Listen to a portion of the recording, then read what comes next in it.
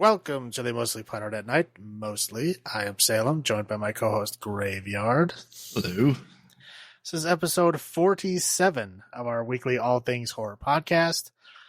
Join us as we chase the dragon, drink our absinthe, and polish our dueling pistol collection as we get Victorian. So this week we're doing three Victorian era-ish movies. They will be Sleepy Hollow, From Hell, and Crimson Peak. Yeah. And this week there are out ofs is going to be opium dens, because there were a lot of opium dens in Victorian era. Oh, yeah. Those are everywhere, it seems like. I don't know about everywhere. They're in all the urban areas. How about that? Yes.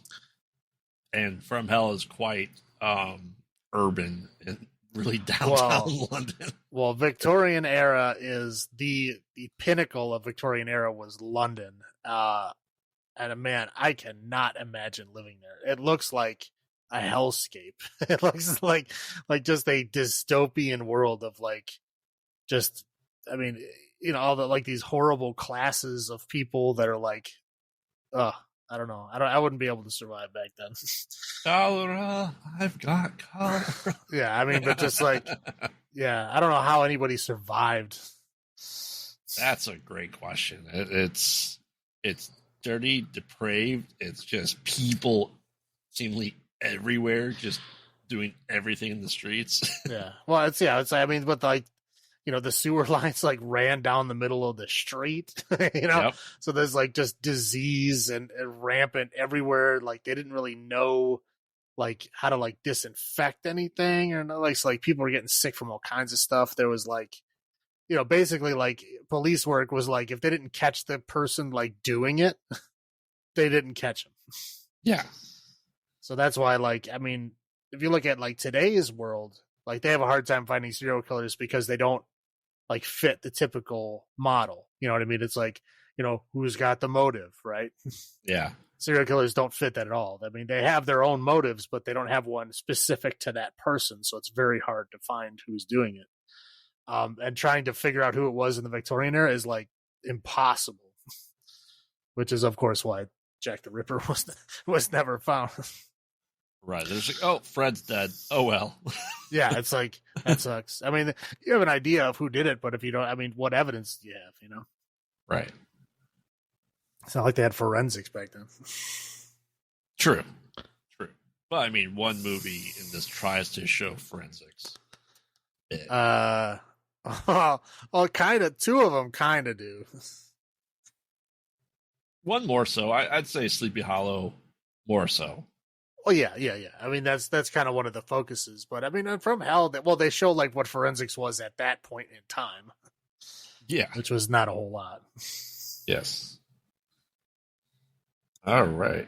Well, shall we start off this? Yep. We're starting off with Sleepy Hollow. What year did that come out? 1999. 99. Well, it seems, I don't know. I felt like it was later than that, but 1999. That one's yours. Go ahead. Yes. So obviously this is based off of the Legend of Sleepy Hollow with Ichabod Crane. I think most of us knew before this movie came out was really the Frog and Toad style Sleepy Hollow, right? You remember that cartoon movie? Yeah, I believe it was I think it was Disney, wasn't it? It was Disney. Yeah. I was pretty sure it was a Disney, it was their Halloween back in when they had the Wonderful World of Disney.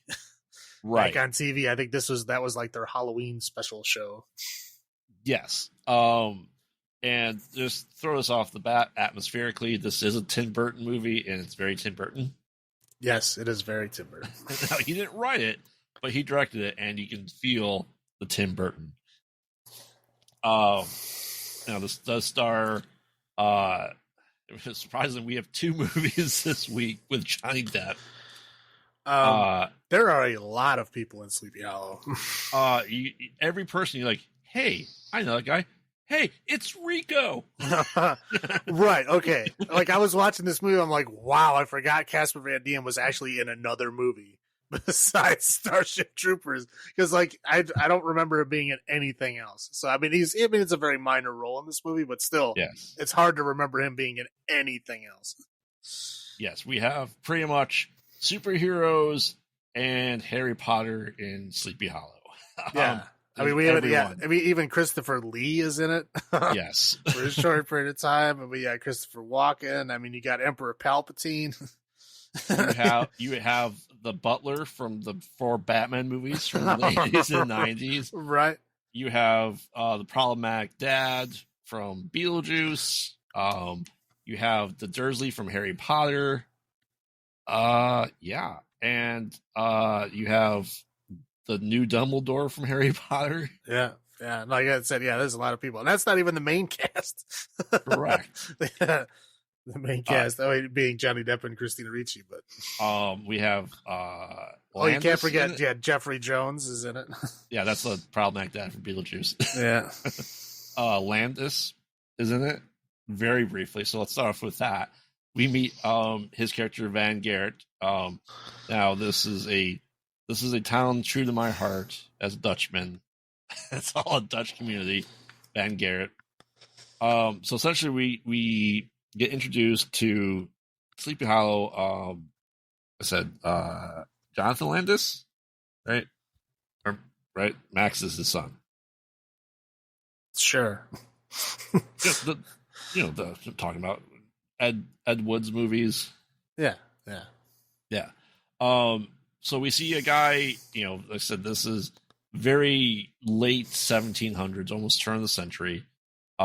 He's in the horse-covered carriage. He starts hearing spooky things. He's being driven along on a carriage ride, and his what do you call them? What do you call those guys? The drivers, the coach. Yeah, coachman. Coach drivers. Yeah, coachman. No. He looks out and his head's gone, chopped off. He jumps out of the carriage and then proceeds to get decapitated by an unknown assailant at this point in time, and his head is then impaled with a sword and taken off. We are then introduced to Ichabod Crane, played by Johnny Depp,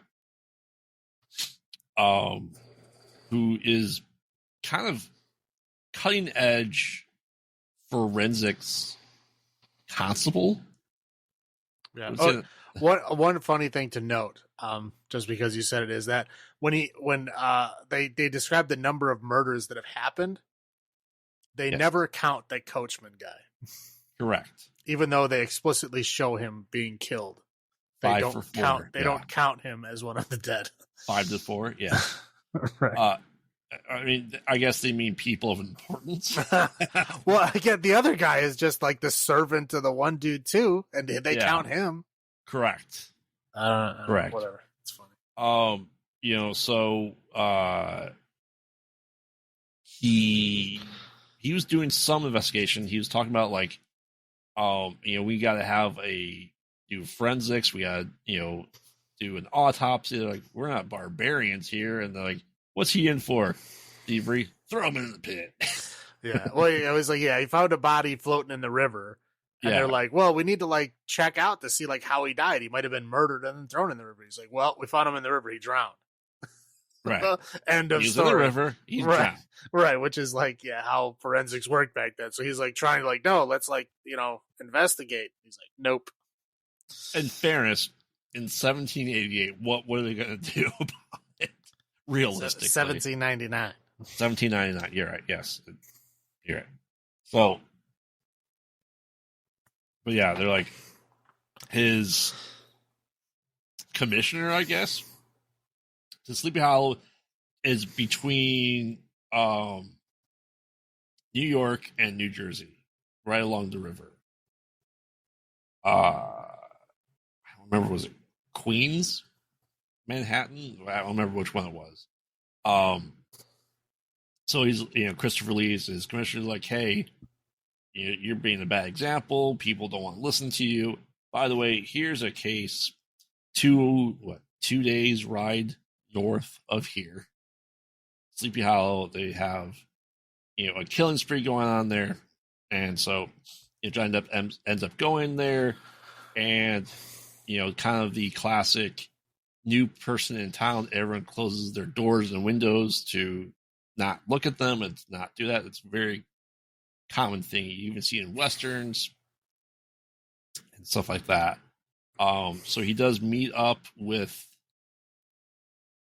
I guess, the town council, the magistrate, the record keeper, preacher, which is ironically played by Jeffrey Jones.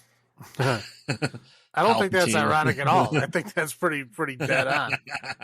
Palpatine and all the stuff. So they're going, hey, this is a headless horseman. They're like, oh, okay, I don't believe in that. I believe in science. Science, save us.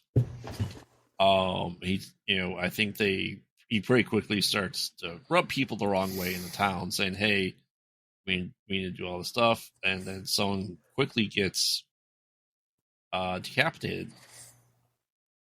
And he's doing like his Tim Burton Edward Scissorhands type goggles on and like magnifying glasses, stuff like that. Pulls out powders to show that this was a quick burn. There was no blistering, but it was like the sword was red hot, and it's from essentially, they're saying it's the devil's blade. It's like, well, no, it has to be a man of flesh and blood. I don't believe in this superstitious stuff. And he gets, let's just put it nicely, he gets the vapors a lot in this movie. For being, for being a forensic pathologist, he is very squeamish around dead bodies. And so he starts talking to, like I said, you can just point to any one of the people and be like, hey, I know that guy from something. And, he talks to him and he goes, hey, there's been, a couple deaths. And, one guy goes, there's 4 graves, but 5 victims. As you point out, the coachman is not one of those. Right, exactly. I'm like, they explicitly showed that guy being killed. You can't count. Right. It's like, oh, so they've been decapitated. Yes, but we haven't found the heads. What do you mean you haven't found the heads? They're gone. Oh, that's weird. So it's the 5 to 4, and his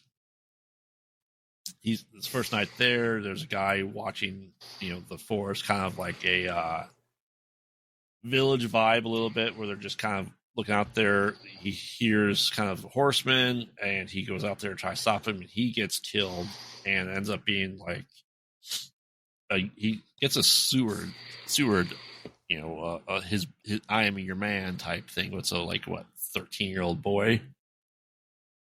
Well, yeah, it's the guy's son, and his mom was dead and the dad was dead, so he basically gives his service to Ichabod simply because he really doesn't have anything else to do. Correct. So they do the barbaric thing of digging up the bodies of everyone that's been killed. That's the funny thing is the townsfolk seemed okay with that part. Right?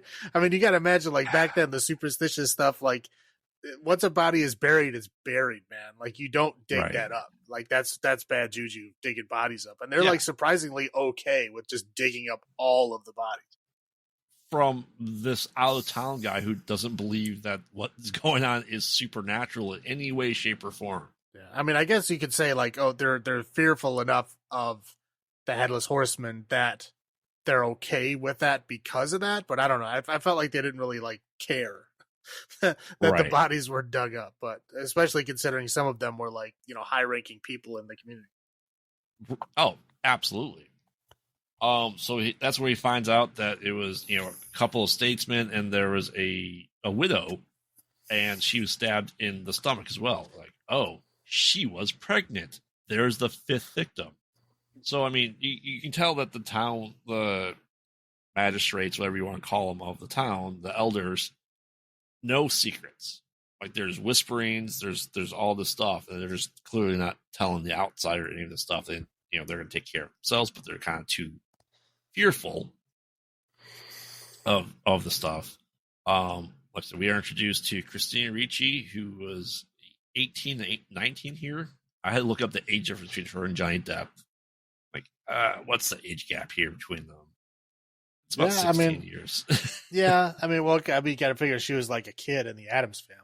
The Addams Family was not that much earlier than this. Right. And I remember watching this and I go, okay, she's older than me by a couple of years, crush on her in the 90s. And, this was fine too. So she's kind of, seemingly almost immediately smitten with Ichabod Crane, even though she, is kind of with Rico. I don't know if they were like together. I mean, they were. He thought they were. I feel. Well, yeah. I mean, but you know how it is back then. Like, if you haven't accepted a proposal, everything's still up in the air. Right. Just because they assume that things are going to happen doesn't mean that they are. She hasn't accepted a proposal or offer. Because back then it was like you had to like bid on a wife. Right. He's kind of going through the family history of the Van Garretts and everyone there, and it's like everyone's kind of just related to everyone. So, don't worry about the tree. It's kind of a circle, small town. How many young people do we see there? Like 5. Well, I mean, yeah, we're talking small town in that era. It's like, maybe 100 people. Right.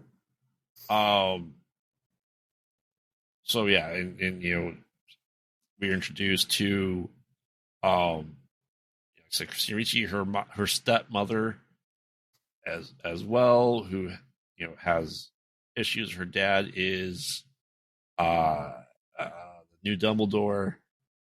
And like I said, there's crazy supernatural stuff going on there. He's finding all the stuff. He's talking. He's being a good constable or detective and doing his due diligence and trying to dig up really all the dirt that's going on in the town. And he has lodging kind of just in the room of, was he like the blacksmith? Would you say? No, it's the like the mayor's house. It's just like their attic. Okay. That's why like Christina Ricci keeps showing up in his room, because it's at the same house. Okay. But yeah, the next scene, the guy that gives him the horse, we see that, the headless horseman does come for the guy who gave him his horse, which is quite dusty. Kills the mother, father, and then the little ginger kid is hiding underneath the house, not making any noise, which is really surprising. But the headless horseman was able to find him and presumably kills him. We don't know. We don't see it. We still have that taboo of killing children on screen. Yeah, but they didn't mention that the child was still alive, so I assume, yeah. Yeah, I'm assuming it's dead. Yeah.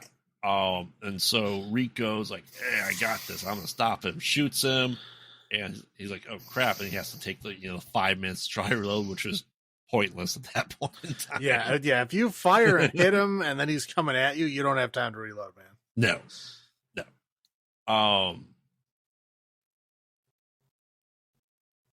Sorry, that was before that. They find, I'll backtrack. They find the blood tree in the tree of the dead in the forest, which is considered the horseman's grave. They chop into it. They find all the heads in there as well. And they're like, okay, we know this is where he comes from. This is supposedly where he comes from hell, essentially. And then he also then meets a witch who promptly changed herself up before summoning with the essence of the horseman. I don't know if that's really fully explained. Yeah, I don't know. I mean, yeah, she's just like a witch. I don't know. I don't know. They don't really say. No. Yeah, she's essentially like a medium. She's turning into whatever ghost knows about the horseman. Right. Yeah. So, like I said, she makes the point like, I'm chained up. I can't reach you. But then she's possessed, and she's like, can immediately reach him.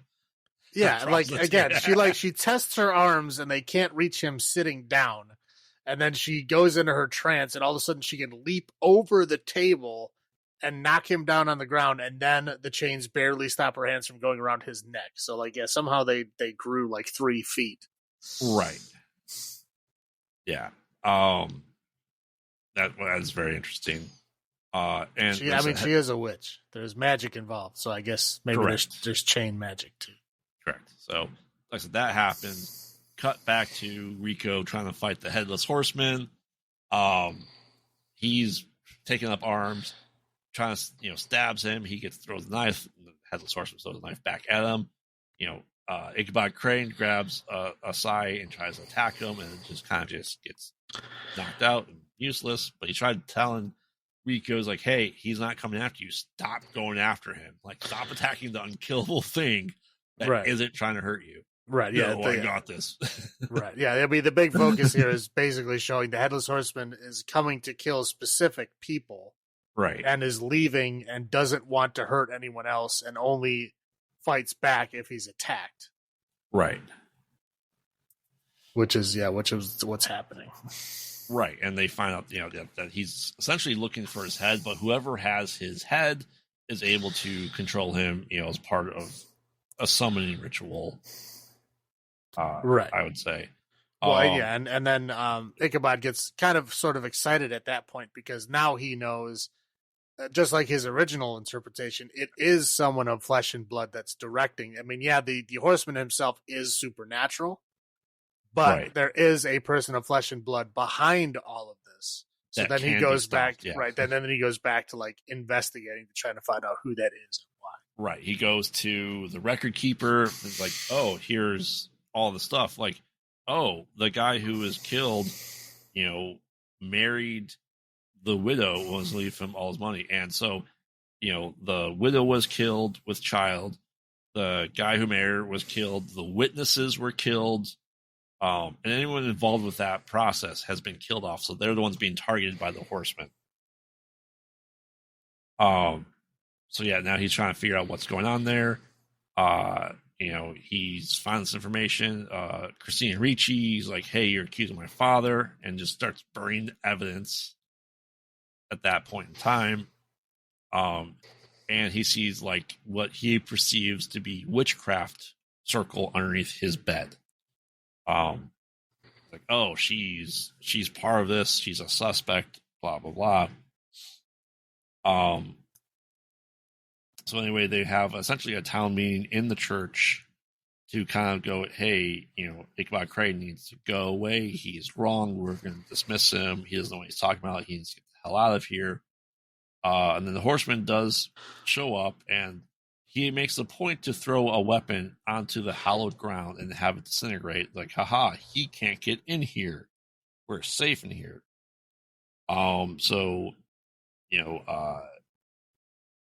Ichabod Crane is telling people, hey, there's someone behind this. We find out that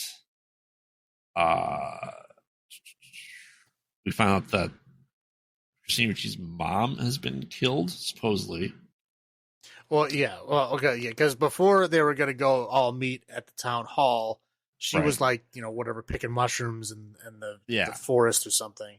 And so her husband, who's the mayor guy, he like sees the Headless Horseman running up on her with the sword. So he panics and runs into the church. So he assumes that she's been killed. Yes. Simply because of that attack. And then when he's later like harpooned and pulled out of the church and killed by the person later, they assume that both of them are dead because they find a body that's dressed in her clothes. Yes. That has the same wound on her hand as she had. Yes. So she was having a marital affair with someone, cut her hand in the passion of lovemaking, as one does to bleed on people. Yeah. Okay. And suck on bloody hands. Well, I mean, if you're into that kind of thing. Sure. We're not going to kink shame here. Right. But anyway, yeah, the guy is, Headless Horseman finds like, hey, there's a bundle of rope outside the church. Hey, let me tear off a piece of the fence of the church. Harpoon, pulls him through the window. And he sees during this process, Christina Ricci is drawing the symbol, and then he later realizes, yeah, that's the same symbol she's drawing. She's connected to this in some way, shape, or form because clearly she didn't like her stepmother and didn't like her dad. All that stuff. So yeah, I mean, Ichabod says, yeah, it's her, and he's like, all right, well, everything's done here, so I'm gonna start heading back to home, right? Well, okay, he's leaving because at this point all evidence points to her. Yes. And so because he likes her, he's leaving so he doesn't have to charge her. Right. Is essentially what's happening. Yeah. But yeah, then as he's riding away, he's like reading his little book of like magic spells or whatever that she gave him earlier. Yeah. And he says the ruin, the circle that he thought was like a summoning circle was more of a protection spell for loved ones. Right. Like, oh crap, it wasn't her. I gotta go back. So starts going back, clearly like seemingly just outside of town, but it took like seemingly hours to get back.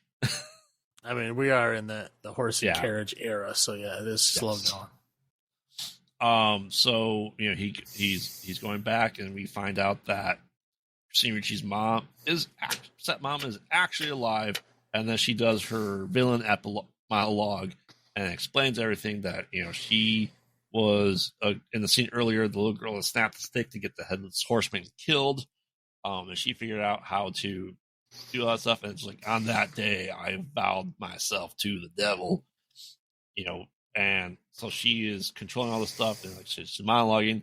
So her idea is she's killing all these people that were going to have the money from the Van Garretts because she was evicted from her house by Van Garrett as a child.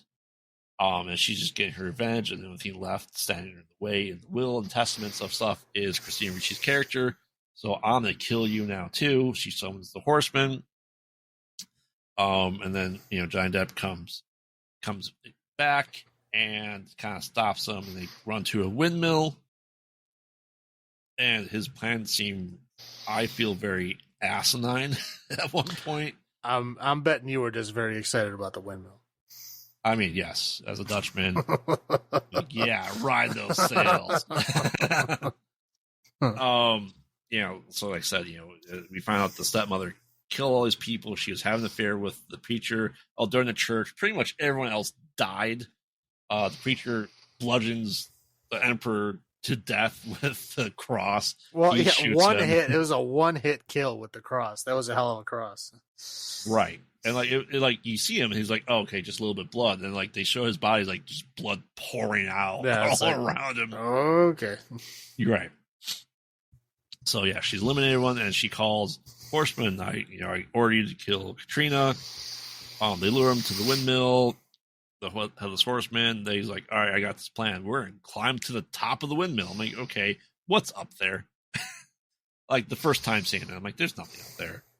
So he kind of sets fire to the mill because, as Mythbusters proved, flour and dust is very flammable. That is absolutely accurate. Yeah. There's like a certain mixture that once like flour gets in the air and like a certain amount, it like becomes explosive. It's like gunpowder. Right. Yeah. So that part is pretty accurate, So I like that happened. So anyway, they ride the sails down. The steward, he was able to jump like 3 feet off the ground. They were riding the sails, and they had to jump like 10 feet to the ground. It looked like. And epic duel. They're riding back to the tree of the dead, and they find the horseman. Gets to them. They have a little stagecoach battle. Kind of a little bit of Three Stooges of him like climbing up the body, get on top of the back of the carriage.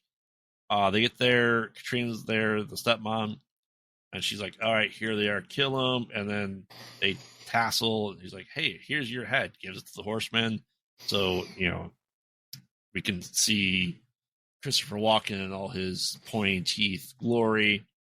And then essentially he drags the stepmom to hell through the tree of the dead. And then they go back to New York City and like, hey, just in time for the new millennium or new century. End of the movie. Yep. Um, so I don't know when I first saw this. Honestly, I know I didn't see it in theaters, but it had to be shortly after home release. Well, yeah, this is the era I was broke. So yeah, I watched it right when it came out on video, but yeah, I did not watch it in the theater. Yeah.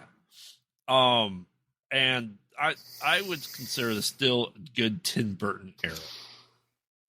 It's I really enjoy this movie. I like the fact that they continued the story of Ichabod Crane, that there's more to it. Interesting, they made him an investigator versus really the coward that he was. There's still some elements of him being faint of heart when it comes to gory things, but more a man of science. Yeah, and I thought everything was exceptionally well. Little did I know some of these people who they were, right? Like, okay, I knew Rico, Christina Ricci, Johnny Depp, the Emperor, but like everyone else, it wasn't until many watches that I realized, hey, I know all these people from all these other things. Yeah. Well, this was still Tim Burton's golden age. I think his first misstep was the movie right after this one. Oh, was that? What show was that? Planet of the Apes. Oh, yeah. So everybody was like, what happened? Like, what is going on? Like, Tim Burton's supposed to be a really good director, really cool stuff, and he like remade Planet of the Apes, which everybody was kind of like, really? Like, that's who you want to remake Planet of the Apes? And then it came out and everybody was kind of disappointed with it. It was like the first big miss for him. I mean, the movie after that did make up for it quite a bit, but yeah. Because Big Fish is a great movie, but Planet of the Apes was a huge misstep, and I think that was his first, mistake where people realized that he was like fallible. Right. But no, I've always enjoyed Sleepy Hollow as a movie. It's something I do rewatch. I probably watch it once a year around Halloween. At least for the past, I don't know, 20 years. So, I mean, there's not, after these many rewatches, there's nothing I knew to see. It's not that, like, intrinsic stuff that you can figure out what's going on, because it's there, and once you know it, there's not like more clues to find. But a really good gothic-ish Victorian time period horror movie, as far as I'm concerned. What was your first thoughts on this and rewatchability for you?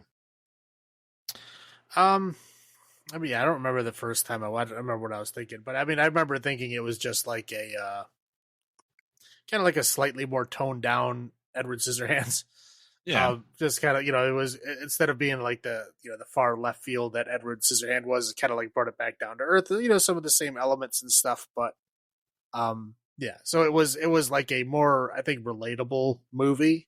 Mm-hmm. Which in his movies is, kind of rare. Like, I mean, he does go out there sometimes. So this one was, again, I thought he was going to go in a lot wackier direction than he did. And he kept it pretty down to earth, which is odd for him in this time. Anyway. Yeah. But yeah, no, it was good. I enjoyed it. I don't rewatch it very often. I think this is maybe my third or fourth time watching it. Wow. It's fair. Like I said, it's one of those movies that it's enjoyable, and I've watched enough that I can just kind of put it in the background and do other things, but still kind of know everything's going on because I've watched it so many times. So yeah, I'll get into my highlights first. I mean, the cast. You would never expect such a big cast for really small parts. Honestly, like almost every single person is a known person in this movie from other things. Yeah, no, established for sure. Yeah, and I think it did great. Like I said, the expansion of the original story, I liked, and I like the fact, like I said, he's bringing into the forensics into police work and detective work. I think it's cool because I'm always interested in there's a TV show like The Unexplained, or Dark Matter Twisted But True, where they talk about let's face it, our detective stuff and especially medical fields things came from really, really messed up things to get to where we are now today. And I think this is a great way to show, like, hey, maybe people were thinking about the stuff, probably not in 1799, but kind of like getting more into the Enlightenment era of history, and starting to understand how things work. The world's supposed to just guessing. Well, I mean, the world was very close to diverging in a very significant way in that time period. Yeah. And that's like, people talk about steampunk, you know what I mean, like that whole subgenre. But yeah, we were like really close to going a completely different way with our technology. That's kind of crazy if you think about it. Like you know about the difference engine, right? Maybe. It was a mechanical computer. And it existed on paper. The whole plans for it and everything were on paper. They were ready to go. The guy who invented it could not get the money together to totally complete it. Like he made the proof of concept, like he was right there, and he could not get anyone to give him that money. And then later on, like people took the original plans. This is like MIT did this. They took the original plans and actually built it, and it worked. So if he would have built it back then, he would have had a working computer in like the 1800s. Wow. Which would have completely changed our trajectory for technology. I mean, completely would have shifted it. I mean, who knows where it would have went, but to steampunk kind of goes like, here's where it would have gone. Right. But yeah, it really would have taken off. And they actually had like the very first computer programmer who actually wrote a program for that computer before it was even a real thing. That was Ada Lovelace, who's technically the first ever computer programmer. She wrote punch cards for the difference engine. Yeah. That was technically the world's first computer program. But yeah, it was like literally a computer that would like work on like cranks and stuff. Like it was all mechanical, like physically mechanical. There was no like solid state parts of it. Yeah. It's just cool to think of that, we were very, very close to moving in a very different direction. Yeah, I definitely know Ada Lovelace. Yeah. I mean, so like I said, the acting across this was, I think, spot on. Even Rico, despite him being Rico. Well, again, I like Casper Van Diem. I mean, he doesn't show up in a lot of things. That's the thing. Like, I mean, he's been in like, I think every Starship Troopers except for one. I think he skipped one because he didn't want it to define his career, then realized that was the only job he was going to get. And then he kept doing them after that. He skipped number 2. Yeah. Yeah. He skipped the second one because he didn't want to be like locked into that role. And then he just did all of them. He even did like the animated ones because he's got nothing else to do. But yeah, this was the time period where like he actually had other acting jobs, which is interesting. It's still interesting to see because I only ever know him from Starship Troopers, but it's fun to see him. I like to see him. Yeah. I mean, so what are your highlights? I literally wrote down cast. I mean, I like all the people that were in there. It's great seeing all of them there. Especially like you said, in the smaller roles that they're in. I mean, there's not a whole lot for them to do. They're kind of like not cameos. I mean, they're more involved in cameos, but it's just interesting seeing that cast of characters huge interact in that way. Yeah, it was fun. Like again, well, like Lord Emperor Palpatine is another guy you very rarely see in other roles. I mean, I'm sure he's doing other things, but you don't really see him in movies at the time. I think he's probably like a stage actor or something because you don't see him that often. But yeah, I also like you mentioned before, I like the whole science versus supernatural thing. I like how that at first it twists to being like, oh, science is out the window because this is purely supernatural. And then it switches back again, being like, it is supernatural, but someone is controlling them, and you can find evidence to find out who that person controlling it is, which I thought was interesting. And the other thing I really liked is the Hessian, who is the actual headless horseman, played by Christopher Walken. I think the wardrobe, the design for that character was great. Oh yeah.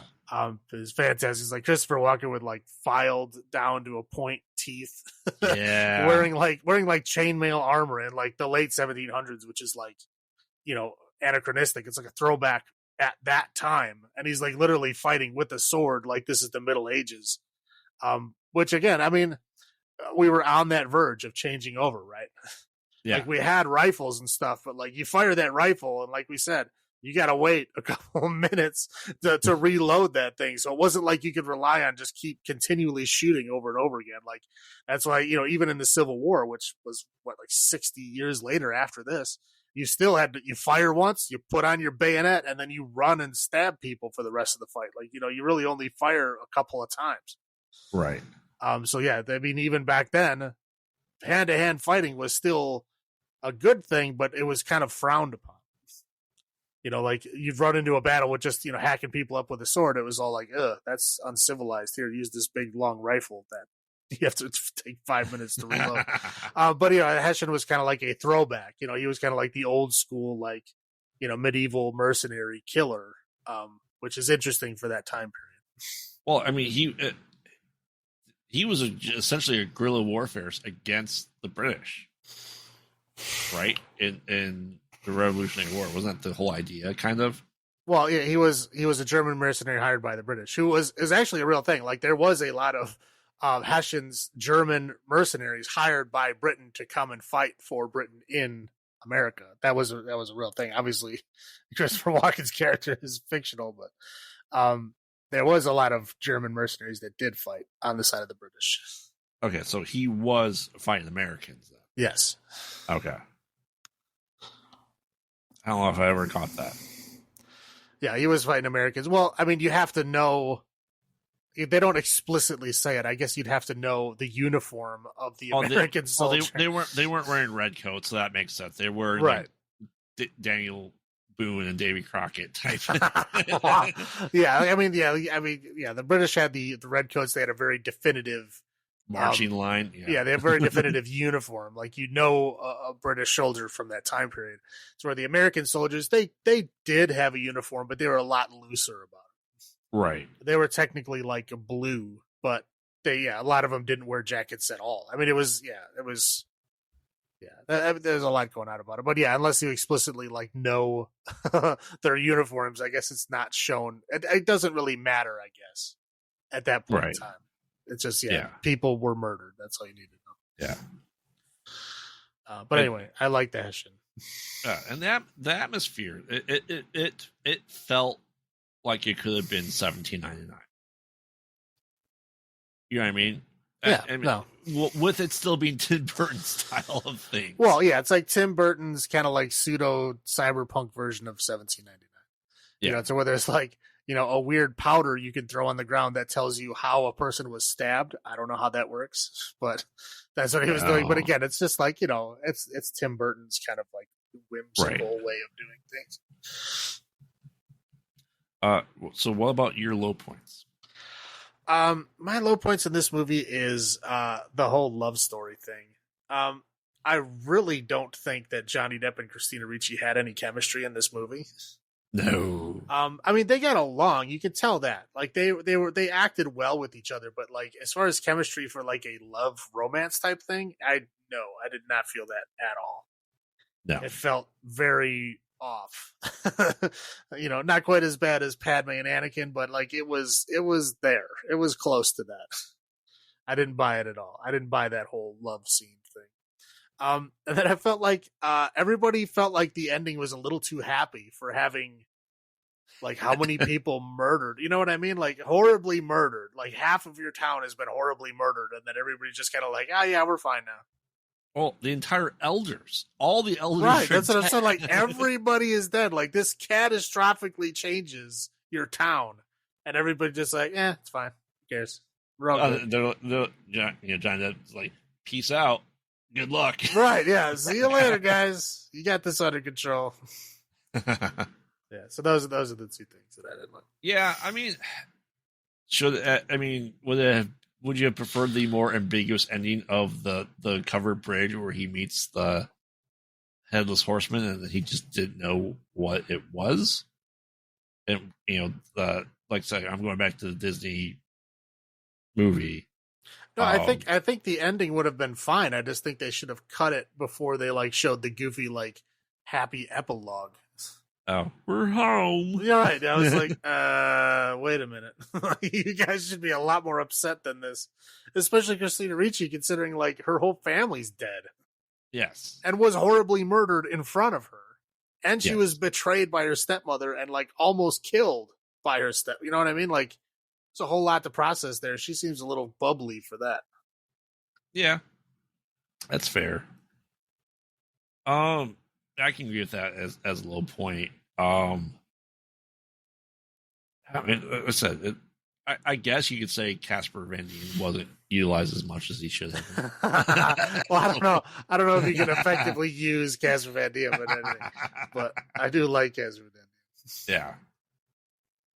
Yeah, I said this is a good movie. I think this was a sleeper movie that most people didn't really pay attention to when it came out. I don't know a lot of people really pay attention to it now. Yeah, because it didn't come out in the heyday of Tim Burton. Right. Because you're talking like, I mean, the heyday of Tim Burton is like late 80s, early 90s. And this came out in like, 99, right? So it's a little past that era. So, I mean, Tim Burton definitely had his fans at that point. I'm not saying he wasn't popular at all. I'm just saying he wasn't quite as mainstream popular as he was in that late 80s, early 90s time frame. Yeah, but I mean, this doesn't, like, in the circles of people I talk to and stuff like that, this movie doesn't really come up a lot, like other Tim Burton stuff or other horror movies or genre movies like this. It just kind of was made and I feel like forgotten about a bit. Well, it's also one of those kind of movies that feels light. You know what I mean? So if you're talking like your hardcore, horror purists probably wouldn't like it because it's not, it's not like a traditional slasher. It's not like your traditional kind of horror. It's got like I said, that whimsical Tim Burton element to it. Even though there's a lot of people getting their heads cut off, there's not a whole lot of. I mean, there is blood. Don't get me wrong, there is, but there's not a whole lot of blood like spraying out of people when they get killed. It's more like blood is like incidental with other things. I mean, for Tim Burton though, it probably has the most blood. That's fair. I mean, yeah, that's yeah. Well, maybe Sweeney Todd. Sweeney Todd did have a lot of blood. Yeah, but it's also musical, so that's correct. All right, so we'll start with you. How many opium dens out of 10 do you give this movie? This movie I will give 7 opium dens out of 10. It is. I think it's a solid rewatch. Yeah, I said it. Maybe because of the time frame it was in for me. It's very nostalgic for me. I'm going to go to 8 opium dens out of 10. I said it's just an interesting movie, and to see, like I said, it's just interesting to watch. And I all around enjoy it. It's just a good rewatch for me. So. All right, why don't you bring us back from hell? Right. Yeah. So From Hell. What year did From Hell? 2001. 2001. So very close. Yes. Yeah. So, well, From Hell is, I guess, to preface it. I mean, if you've never seen it before, it is a Jack the Ripper movie. Absolutely. Jack the Ripper From Hell. The name is actually taken from one of the letters that was sent to the police. Well, actually, it wasn't sent to the police. It was sent to they had like a little vigilante group of citizens. Yeah. And it was I forgot what they called them, but anyway, it was like the lead guy of that. He got a letter sent to him. The reason why it's a famous letter, because there was a whole lot of fake letters that they got, and they dismissed most of them.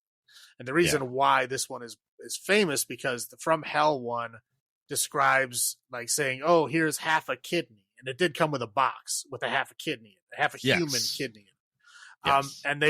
And he said, I ate half of it. Here's the other half, or whatever. I don't know how he said it, but it was something like that.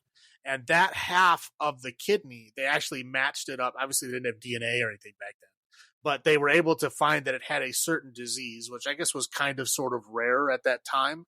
and they were able to match it to one of the bodies who had their kidney removed that had that same disease.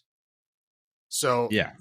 it's not 100% that it is or was that person's kidney, but it lends it a more of a, valid reason, or it could possibly really be from Jack the Ripper, because they don't know if any of these letters were, because obviously they never caught him.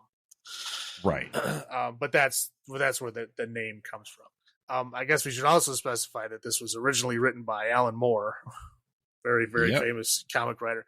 Watchmen, yeah. Right, yeah, Watchmen, yeah. And this was, this one, he was okay with, which is odd, because most of his graphic novels that were made, he forced them to take his name off of them, because he didn't feel like the comic, he wrote them specifically for the comic medium, and he was very upset when they tried to translate that into film, and he thought it lost a whole lot of meaning. And he was never on board for any of his being made into movies. But this one, From Hell, was the very first one that was made, and so he kind of took a backseat, like, whatever, I'm getting money out of it. Right. We'll see how it goes, right?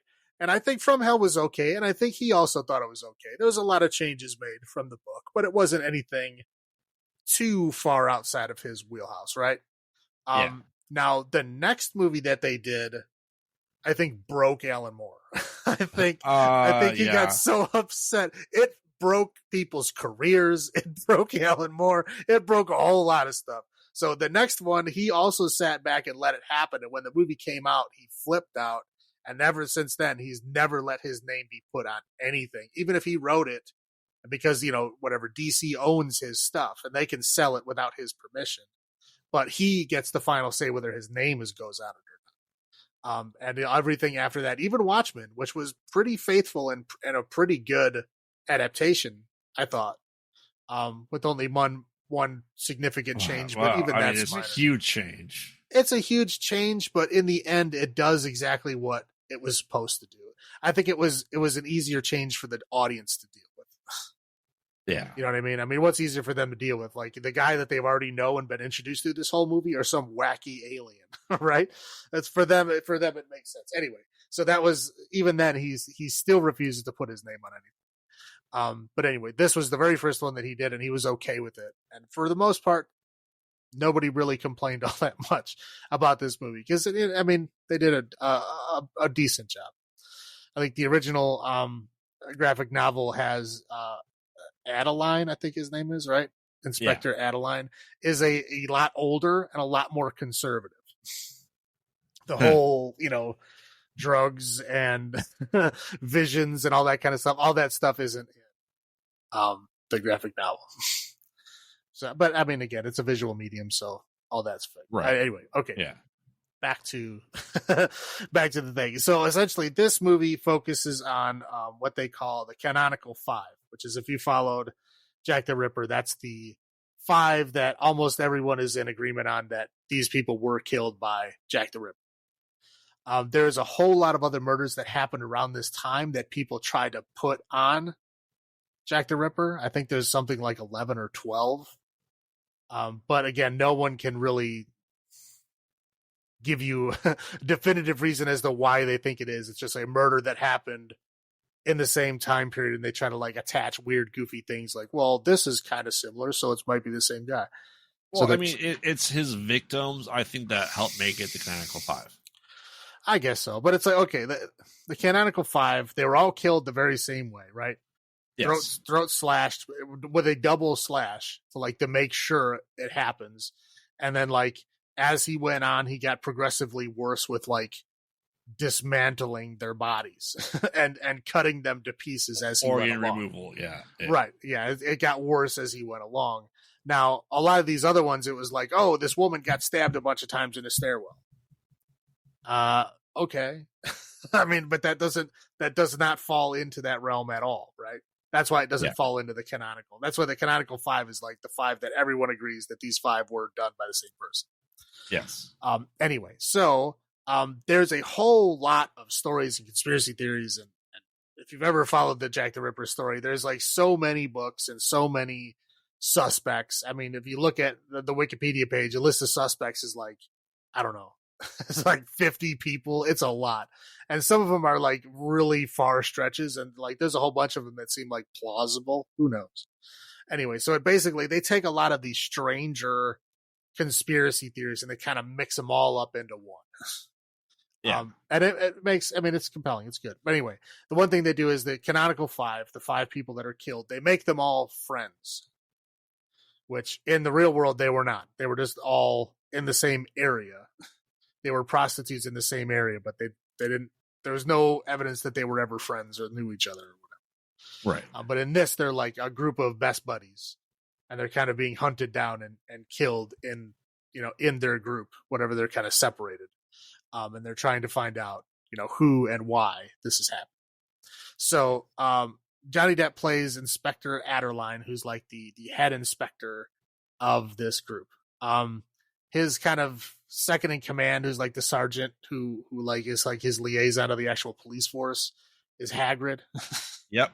Robbie Coltrane. Yeah. Hagrid without his beard, which is, I mean, you know his voice, but yeah, his face without a beard, I guess you might not know what he looks like, but yeah, it's Hagrid. I mean, who else is in this? Ian Holm is in it. Not a whole lot of. What's that?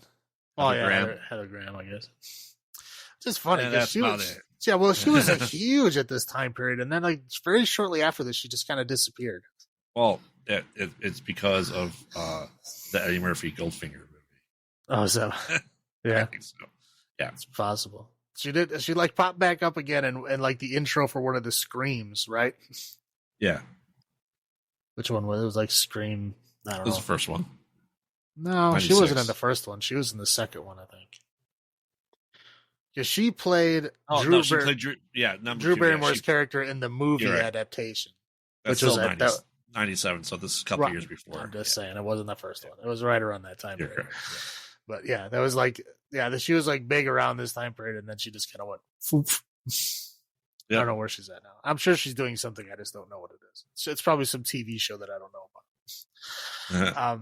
Anyway, so Inspector Adderline is in an opium den, chasing the dragon. Chasing the dragon. You know, getting super high, and he essentially apparently he does this a lot, where he just kind of sneaks off the job and goes to an opium den and just gets, you know, really high, and then has kind of visions about what's going on. And he hasn't even been assigned to the case yet, but he's already having visions about it.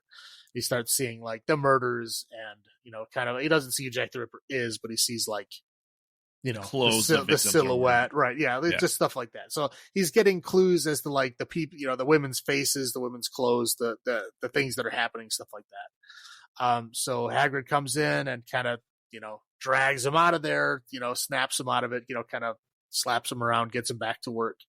And then they go and he sees the very first woman that they find. This isn't the one that he saw in his vision, but it is a similar death. Yes. But essentially it's the very first Jack the Ripper killing, which is, you know, double slash throat. I believe the first one had some mutilation, but not a lot. More of genital mutilation. Right. But it was just kind of stabbing and whatever. It wasn't like it. Again, this was still horrible. Don't get me wrong. This saying tame for Jack the Ripper, right? It's just starting out. So they're like, you know, they get some kind of clues. They're, you know, but they don't have a whole lot to go on until the second murder happens. The second murder happens. This is the one that he had a vision for. This is the one that he saw. So he has some idea of, you know, what happened to this woman. And so at this point, he has some clues of like what kind of knife was used. We get the whole grapes thing. We get the whole, you know, kind of symbolism stuff that's going on with the body, stuff like that.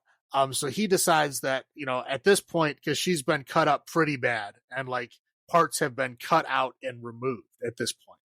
So it looks, and it's been done with, I mean, obviously it's savage because you're cutting apart a person, but it's been done with some kind of knowledge of human anatomy. Surgical precision for that time. Right.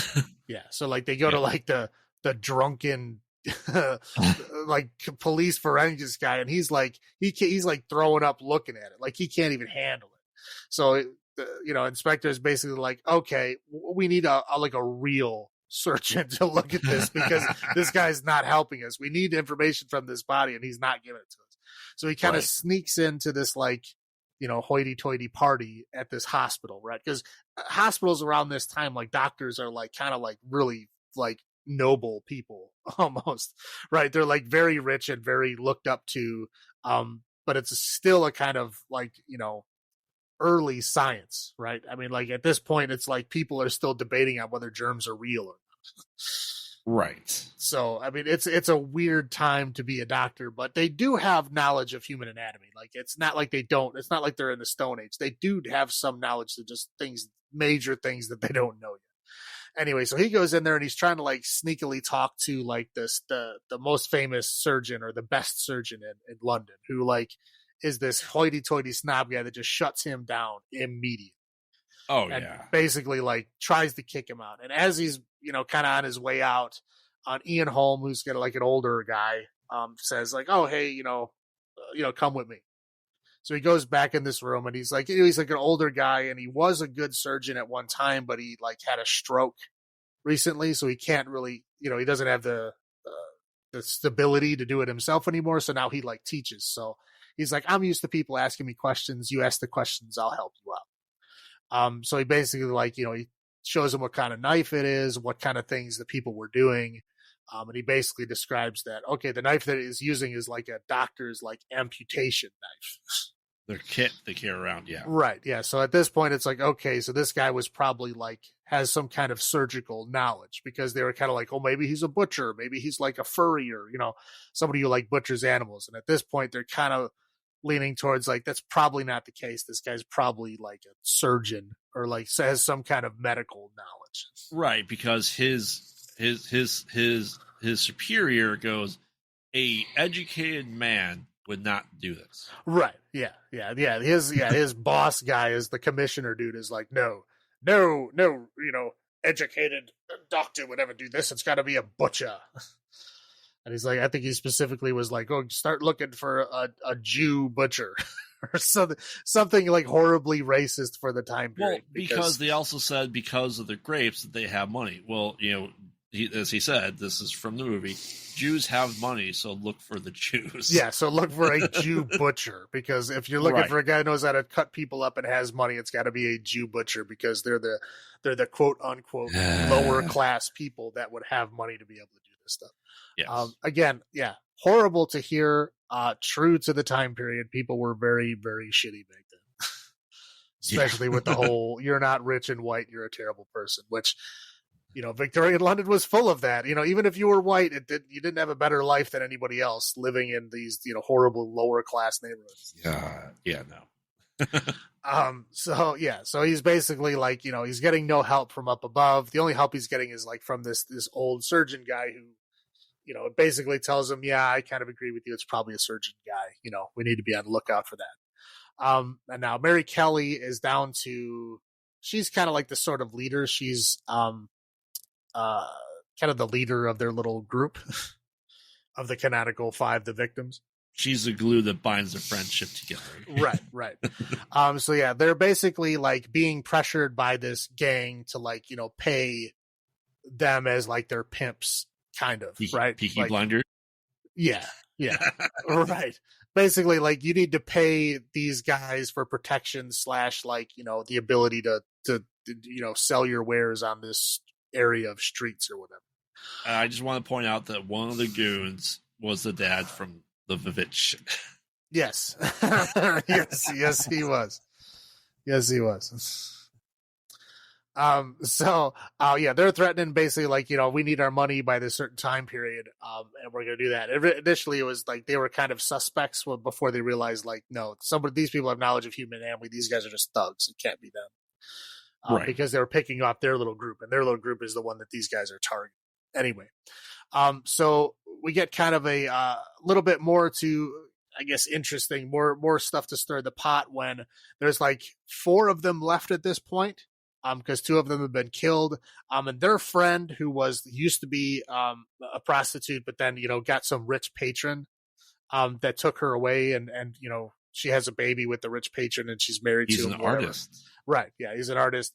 Whatever it is. So she's been like gone from the world for a while. So she comes back and she's like, oh, he's been out of town for a long time. He's coming back in town. I want to have a nice day with him alone.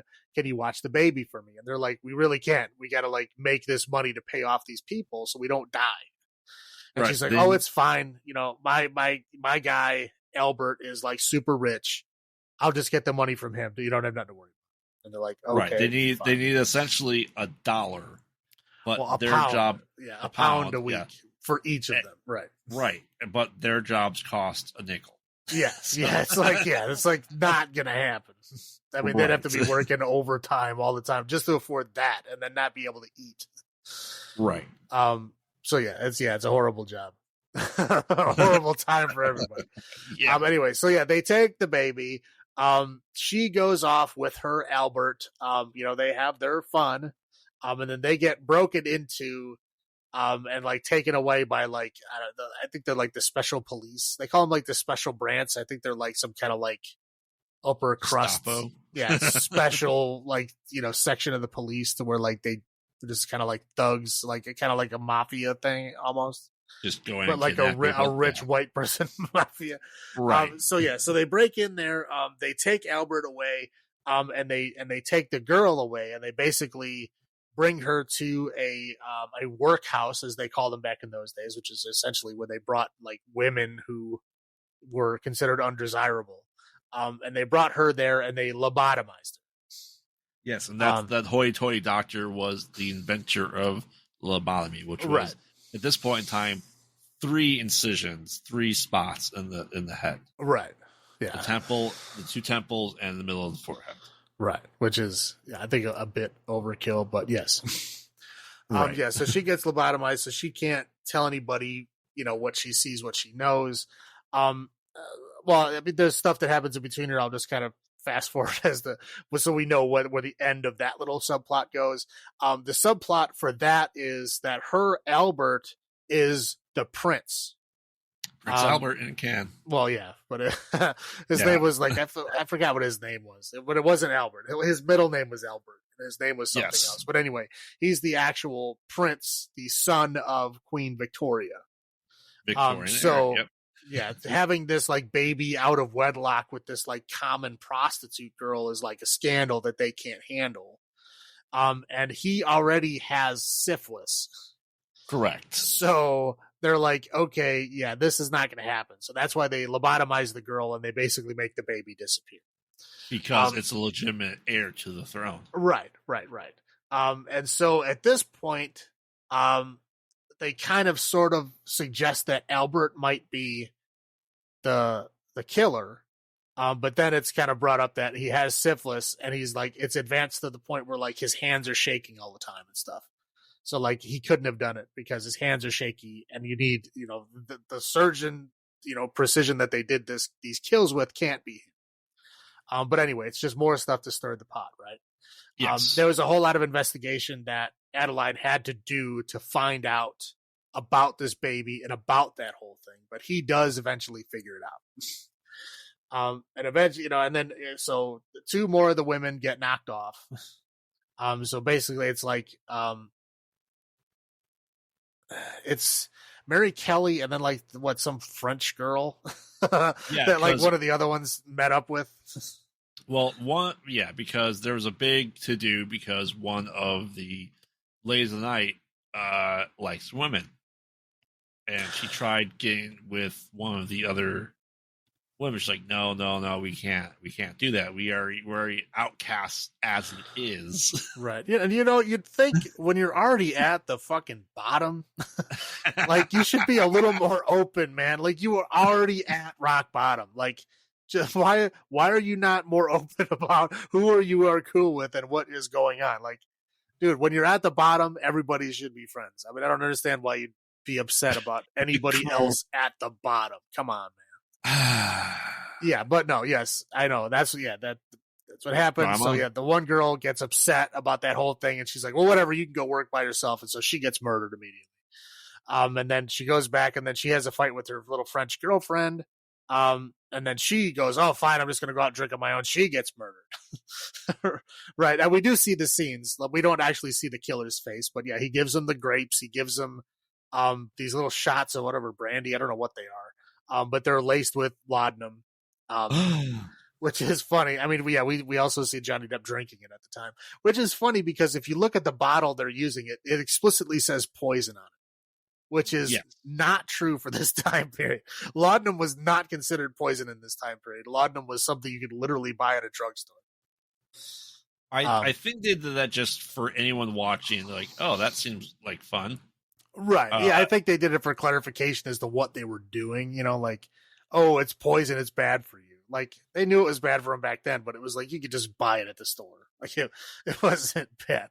Right, because we see him, and the laudanum comes into play because he realizes that the grapes are kind of laced with laudanum, or the shots, or it's on their breath. Yeah, he can smell it on their lips.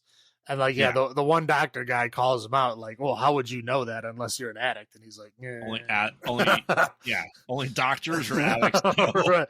And he's like, "You have no doctor." Yeah, so yeah, a minor point, but yeah, that's how he's able to tell that they were drinking laudanum. So yeah, so they're showing like, they're kind of lured in with the grapes because grapes were like this delicacy that only rich people could afford back then.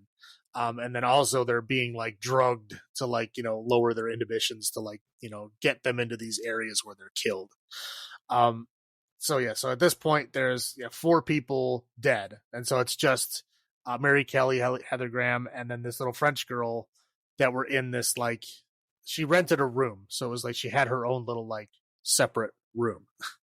Yes. And so the last murder, the person wrote on the wall, it's very, very confusing how they say it, but it's like, those who said that it was the Jews would not be wrong, or I don't know. It's said very strangely, but essentially it's like kind of sort of blaming it on the Jews, but Jews is spelled wrong.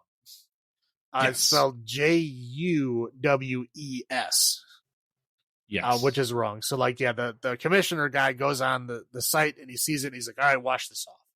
And he's like, oh, this is evidence. You can't do that. And it's like, oh, we don't want all these, the Jews in this neighborhood being killed, which is funny because he was literally just like trying to blame it on them, like just a couple of scenes ago. But anyway, so Inspector Adderline basically starts looking into it, and he kind of sort of finds out that Jews was spelled wrong on purpose. It's not talking about Jews as in the Jewish people. It's talking about Jews as in like something in the Freemasons. It was like the founder of the Freemasons was killed by 3 people whose names started with J-U names. Yes. So anyway, so he basically figures out that, okay, this looks like it's some kind of plot with the Freemasons trying to, eliminate this like threat to the crown kind of thing. Because at this point he kind of puts together the whole like Prince Albert, baby. He finds out that all these 5 women that are being killed were all witnesses at the wedding between Albert and their prostitute friend who was lobotomized. So essentially they're just trying to wipe out all the evidence that this marriage and that baby ever happened to try to preserve the the royal bloodline. Yes. So as he's discovering all that stuff and he figures out, okay, it is like a Freemason kind of plot. And then he basically kind of, rules out the impossible at this point and figures out that the only person that could actually be Jack the Ripper in this scenario is Ian Holm, the very doctor that he was talking to and working with to try to figure out who Jack the Ripper was.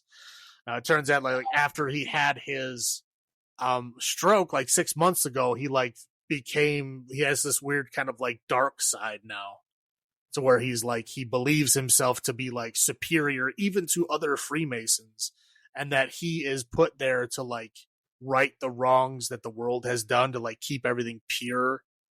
So he's basically off the rails. The Freemason people are off the rails as it is because they're like, the secretive society of like, rich, terrible people that manipulate the world to make it better for them, which in Victorian England, not that hard to do. No, as long as you don't get stabbed in the alley. You're right. But essentially he thinks he's superior to them anyway. So he ends up going to where Mary Kelly is, and breaks in and finds a woman there in the bed. And if you know anything about Jack the Ripper, you know the very last murder was way worse than the other ones were. Like, they just gore everywhere. Right. Yeah. Like, I mean, he had a private room to do all this work. I mean, it was like, flesh was cut down like to the bone. I mean, stuff was everywhere, cut all over the place. Face was all messed up. There's no way you could like identify this person back then. Right. So essentially we find out as Adderline comes in, finds the body, and he's like, oh no, Mary Kelly's dead. Right. Finds that, but then sees the hair, and the hair. Mary Kelly had very, very red hair because she was Irish, right? And then he finds out it was the French girl that was with them who had brown hair. So it was the French girl was the one that got all cut up, but they don't know any better. So Adderline doesn't, fix the record or whatever because he wants Mary Kelly to go away. He gives Mary Kelly all of his money and tells her to go find the baby. That was like, Prince Albert's baby that they were trying to get rid of. She ends up finding it in some orphanage. So she takes the baby, takes all of his money, and she goes to get some cottage in Ireland, and he goes to like live out her days happily. But Inspector Adderline doesn't go there because he knows that the Freemasons are watching him. And that if he goes back to Mary Kelly and they find out that she's still alive, that they're going to go and kill her. So essentially at the end of the movie, it's just him. We see Mary Kelly like living out her life with the baby, who's now old. Alice. Living out a relatively, I don't know if it's happy, but it appears to be a hell of a lot better than Victorian London. And then we see Johnny Depp essentially smoke himself to death in the opium den, overdosing and dying. So he doesn't go to her, but in doing so preserves her life. And then they live happily ever after. Or that may have just been a vision that he was having while he was high, and it wasn't true at all. We don't know. But never trust that dragon. All right, but movie over.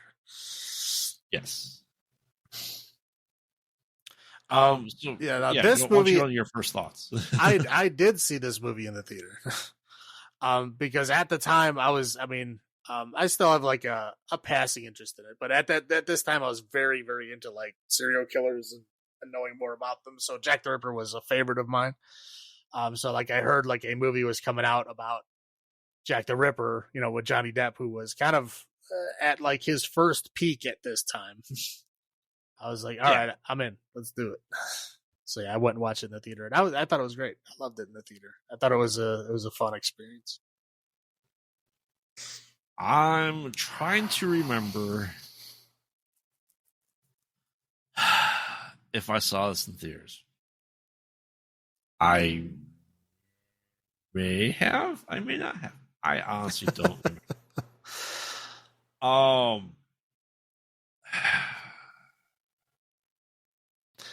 Yeah, but this one I've seen a bunch. I watched it in the theaters. I know I rented it right when it first came out. And I know when I finally did buy it to own it myself was I bought it from Blockbuster when Blockbuster was going out of business. Yes, it was like one of those $2 movies. Yeah, they had those huge bins of like movies for like nothing. And it was like I found From Hell in there for whatever, like $5, whatever it was. And I'm like, oh yeah, I'll buy that.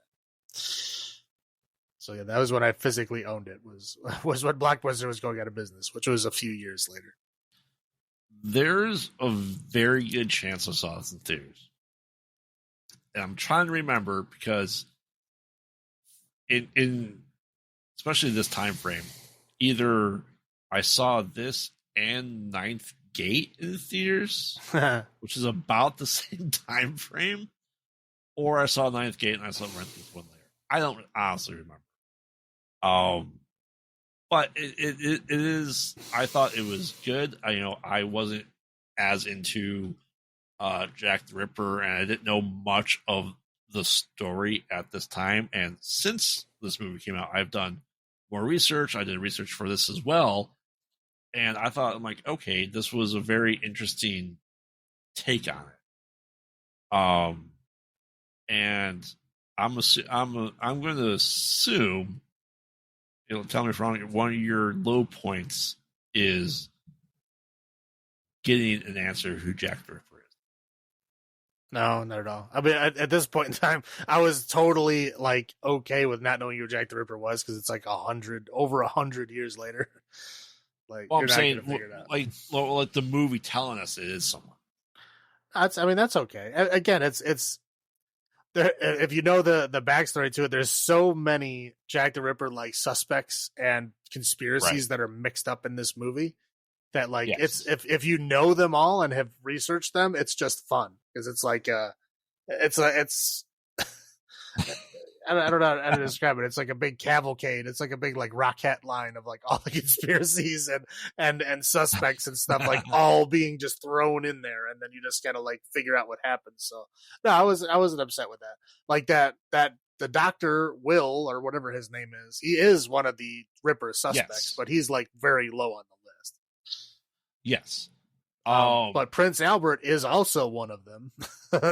That whole thing is a real conspiracy. The whole Freemason thing is a real conspiracy, or I shouldn't say real conspiracy, real alleged conspiracy. Right. And this is kind of a I don't want to say true crime story, but it kind of is. Yeah, I mean right? it's got true elements to it. I mean, like the women that died. I mean, obviously they don't know what happened to lead up to their deaths, but the way that they died and where they were found, those are true. Those are all things that really happened. Yeah, so I mean, it's I had forgotten on this rewatch, and this is probably only the third time I've watched this. As you know, which is rare for me because I do watch a lot of movies, obviously. You probably have seen this more than I have. Yeah, I've seen it quite a few times. I honestly don't know how many times. It's over 10 at least. Yeah. No, I have forgotten. I forgot a lot of it, to be perfectly honest. So like I said, I've forgotten that it was.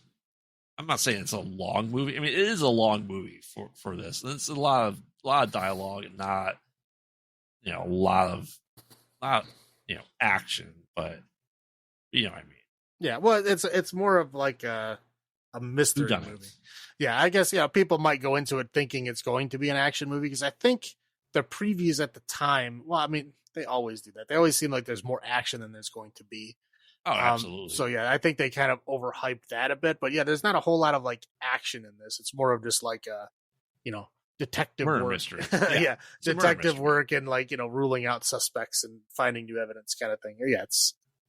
I mean, with the supernatural bent on it. Don't get me wrong. I mean, there's like a lot of interesting things that happen in there. But yeah, when you boil it down, that's what it is. Yeah. So why don't you go ahead and roll into your highlights then? Highlights is, I mean, one, like I already said, it's Jack the Ripper. I love Jack the Ripper. I've always been fascinated by that whole story. I mean, it's just fascinating that he's so famous and they never found him.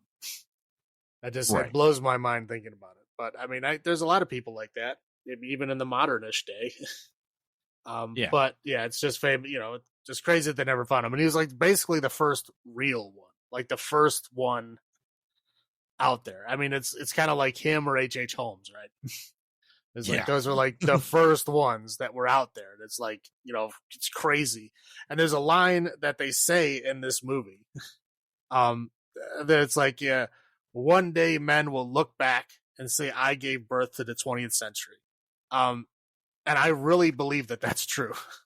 Like the whole sensationalism of Jack the Ripper, how crazy the media got. Whenever like, there'd be lulls and like, oh, there's no new evidence, there's nothing to report. They would like write fake letters to the police so that they would have something to report on. And I think that really kind of started the crazy spiral that we're on now, right? Like that whole different world of like, being media centric that we are on now. I think it kind of started in this area. And I think Jack the Ripper was like the big thing that pushed it. I think kind of in the dark end of that. So, like people were like obsessed with like death and murder and horrible things. Like again, like you look at the news now and it's still like it's all about shootings and murder and horrible things. It just just the way it is, at least in America. No, I mean it's very, very, very true crime-ish. Right. And yeah, the obsession is there. And talk about like I said, Peaky Blinders, the bolo hats and stuff like that people were obsessed with this, but like it seemed to be very commonplace of people just being stabbed in the street. Well, it was more commonplace because like it was very unlikely that you were going to get caught. You know what I mean? Right. There's so many murders. Like again, there's so many murders they tried putting on Jack the Ripper just so they would like feel better about not solving them because there was so many. Yes. Like there's a whole bunch of they just find like a torso underneath a train bridge, and they're like, oh, okay, it's a murder. They have no way to like figure out what happened. Right. So yeah, it's a bad time to be murdered. It's a great time to be a murderer, I guess. I don't know. It's all bad. Just if there's any point in history where they're like, if you would like to go back in time in history, where would you like to visit? Like whatever how long that list is, the very fucking bottom would be Victorian London. I would never want to go there ever. It just sounds horrible. Oh, absolutely. Yeah, just people are like, Frank's dead. Cool. But yeah, that's well, I'm gonna skip over to my lows. The lows is like I said, London. It's just bad. Back to highs is the acting in this movie. I think is great. Oh, absolutely. Yeah, I mean Johnny Depp crushes it in this. Haggard was great. Ian Holm was great. I mean everybody has just a very convincing world. I mean I think probably the weakest acting here is probably like Heather Graham and some of the canonical five, but they still do a good job. Don't get me wrong. I'm just saying they don't do a good job as some of the other people, but overall, I think the acting is great in this movie. Yeah. I really like the kind of imagery, the way that they show the scenes, the way that they do the lighting and stuff where they show like a lot of silhouettes and just blackness. And they do like these cool things with silhouettes where they do like a silhouette and it's just like plain red behind it. It looks cool. I mean, I know that's playing back to how the graphic novel looked, because the graphic novel was very simple in its coloring too. But it really does look good. It really pops off the screen. I think it really adds to it. So that's that. And then I'll just jump back to my lows just to finish them out. I already mentioned it before about the whole Alan Moore thing. I feel bad for anytime Alan Moore gets dragged into a movie. I know that he hates movies, so he hates movie adaptations of his work so much. I just feel bad for him because he did a lot of great work. I think he's a little too overzealous about movies about his work, but he's a little self-absorbed. Yeah, he gets a little crazy about it. But I mean, again, he's like one of the most famous comic writers out there. I mean, I think like if you look at the top 10 best, comics of all time, like he has like half of them. Oh, absolutely. So, I mean, he could be a little arrogant. I just think he's maybe a little too much. I mean, like again, like Watchmen did a pretty bang up job. And he's like adamantly hates it. So I think he just pushes it a little too far, but that's it. You think the league broke him? Yeah, I do. I think it definitely did. And then the other low point I have is the Freemasons. I don't like the Freemasons. I really, really don't. I mean, I don't like their iteration in this movie. I don't like them in real life. Please don't hunt me down and kill me. But yeah, I don't. I don't like. Yeah. And like I said, I know you're a bigger fan. You've done a lot more research. Obviously, there is so many other podcasts about true crime, and Jack the Ripper is a huge talking point for a lot of them. For a lot of things. Yeah, I mean, just because it's so simple to do research on Jack the Ripper. Like, you can go to the library and you look up Jack the Ripper, and you'd be like, I mean, there's like 100 books.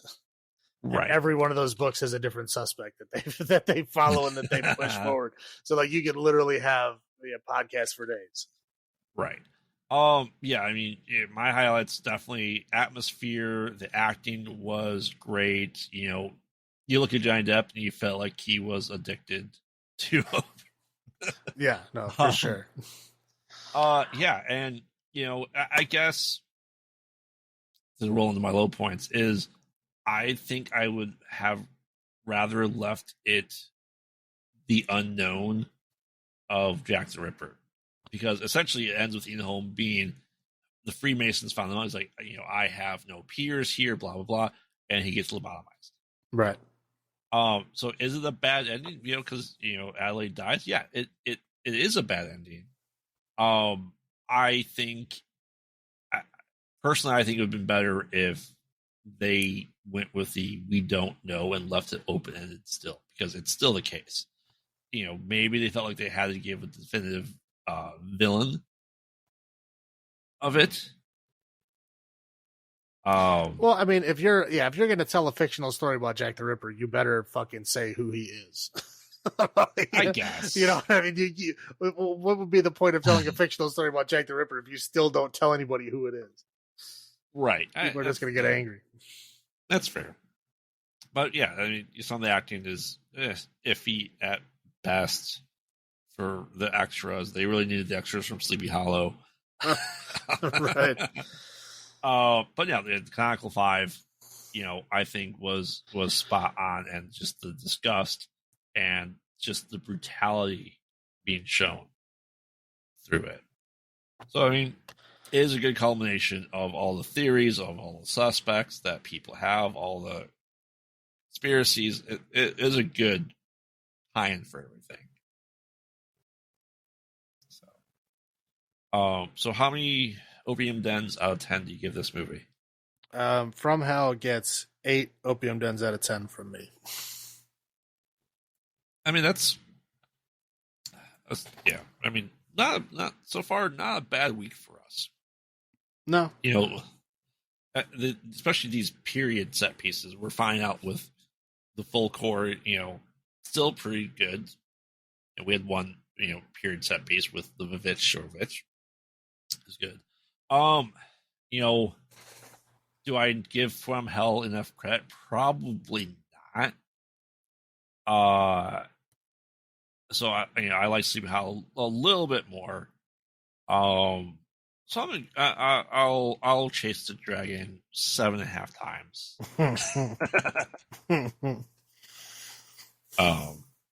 The rest of the half a time is like, oh, Robbie Coltrane came up and slapped me in the face. Right.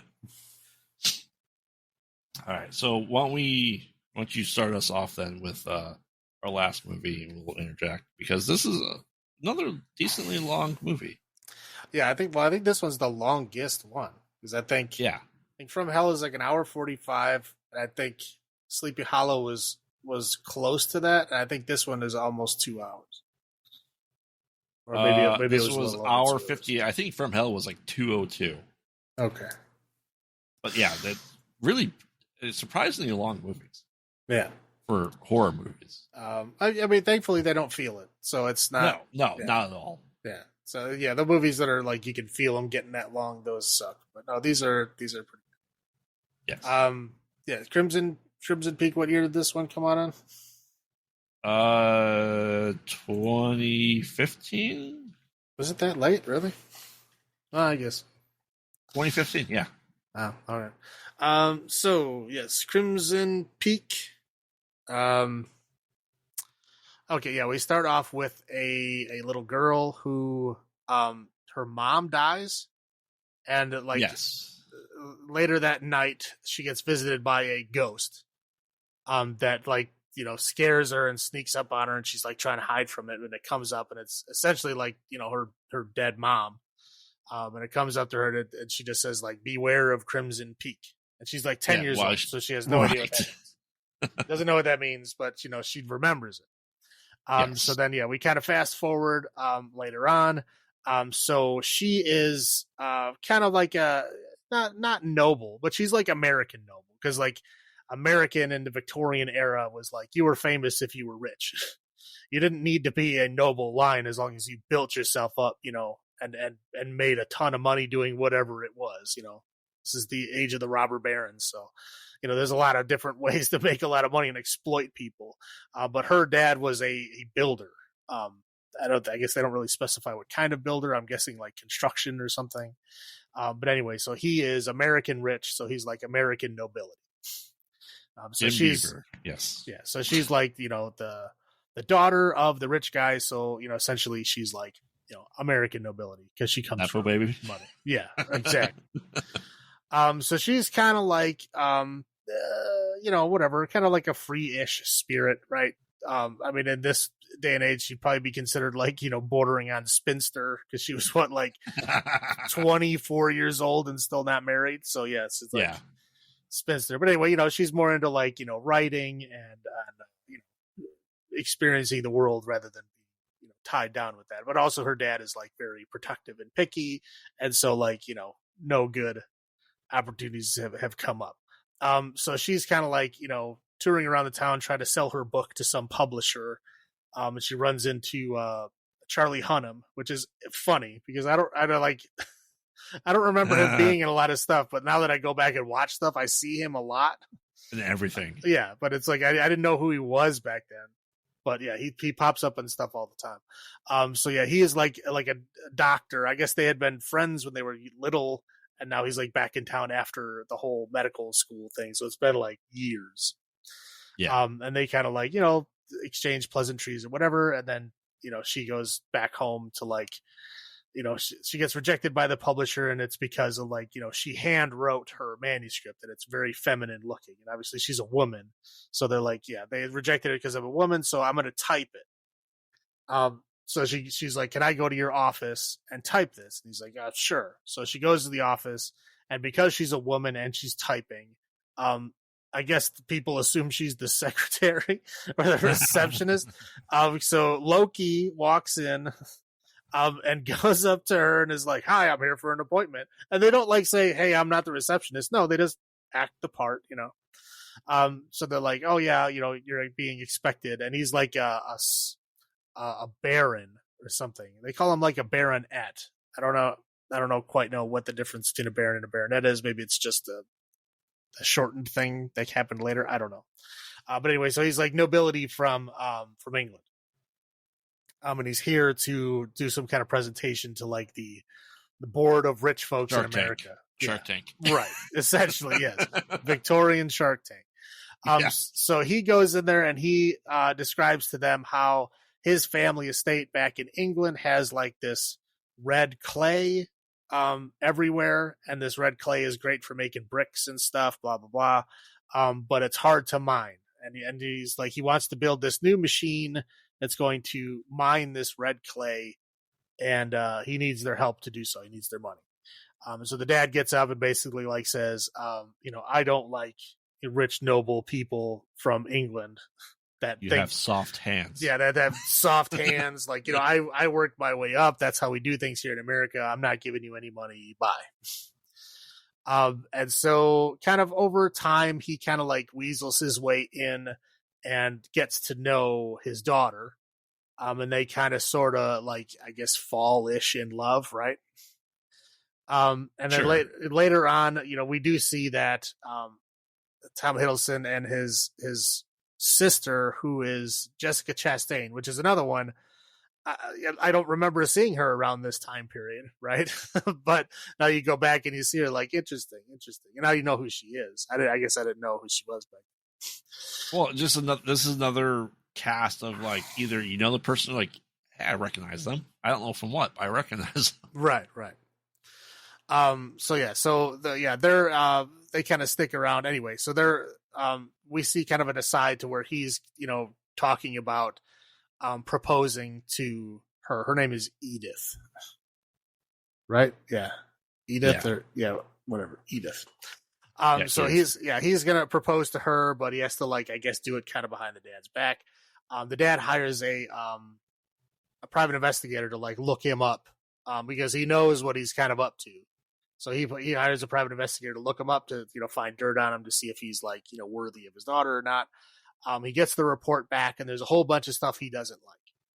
So as he's about to propose to his daughter, he calls them into his office.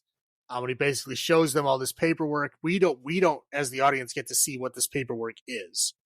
He does say, like, this is the document right here, which is the whole reason why I'm doing this. We don't get to see that document, but we can see the shock on their faces, so we know this is bad news for So he essentially gives them a check for money, which is like back then is I think he gives them like $3,000, which back then is a lot of money.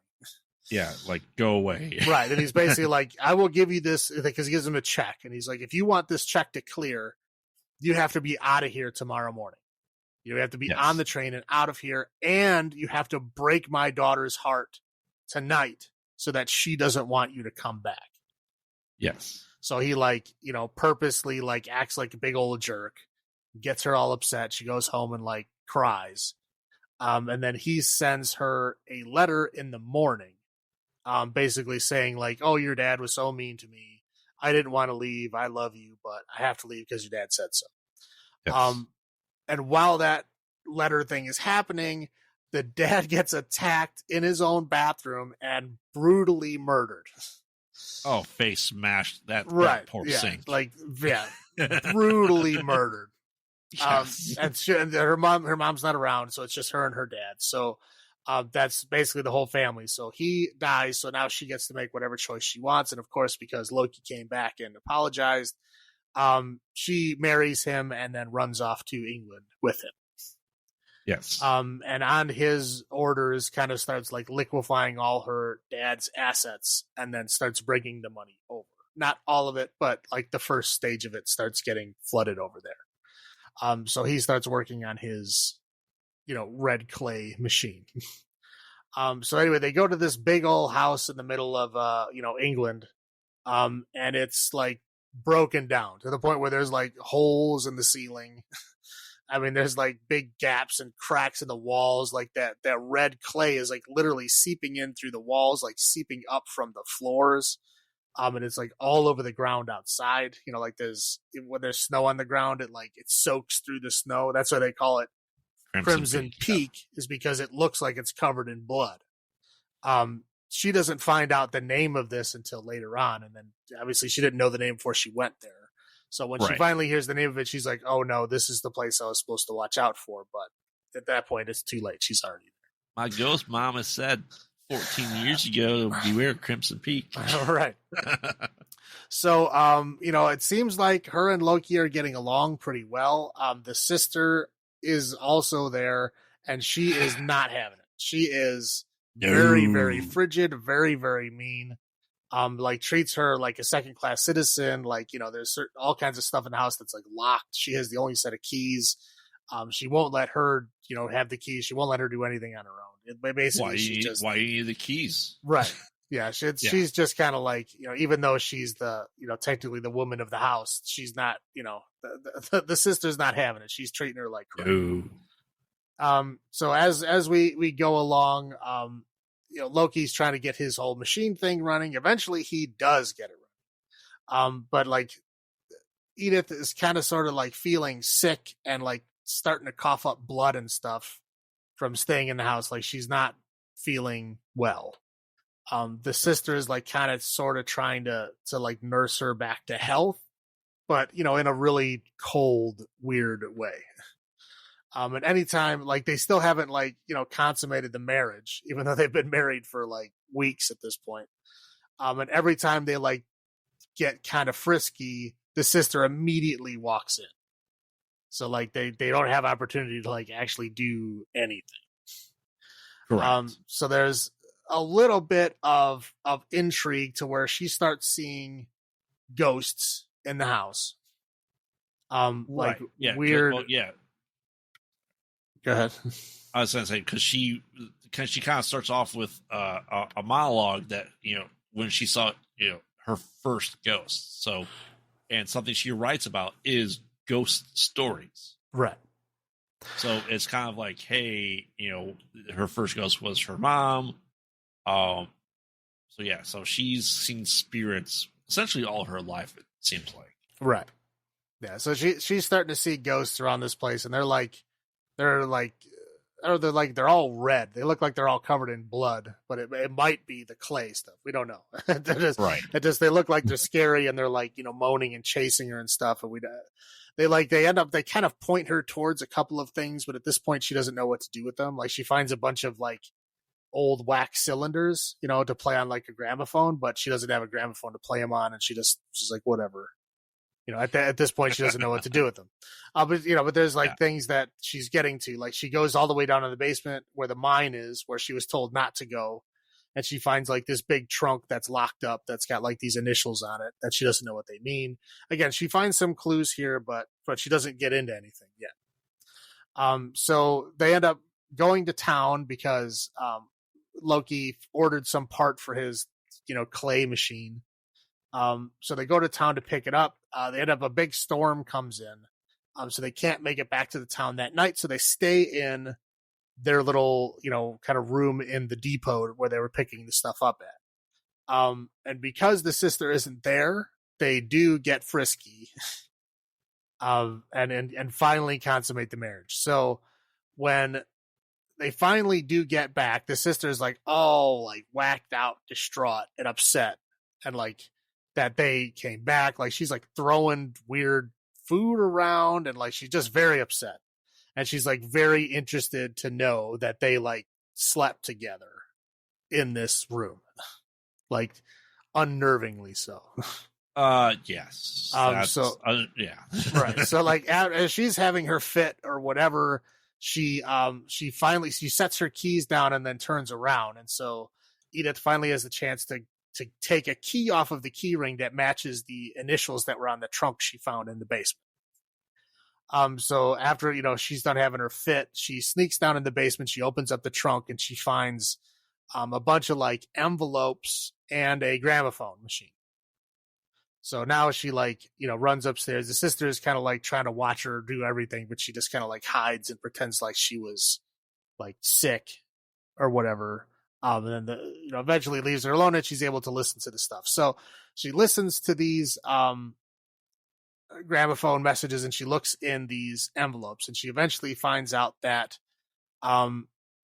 Loki has married several other women before her and apparently killed them and took all their money and stuff to like fund their house and keep their family going. That's like the thing they've been doing as it goes along.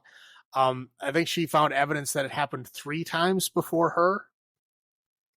Yeah, I think it was 3. Yeah. Well, I guess there was one more clue that like she got some letter from, Italy, and it was to E. Sharp. Sharp is her married name now. And her name starts with an E, but apparently it was a different E. It was like an Enola was her name. Right. And so the letter came to her, but it was in Italian.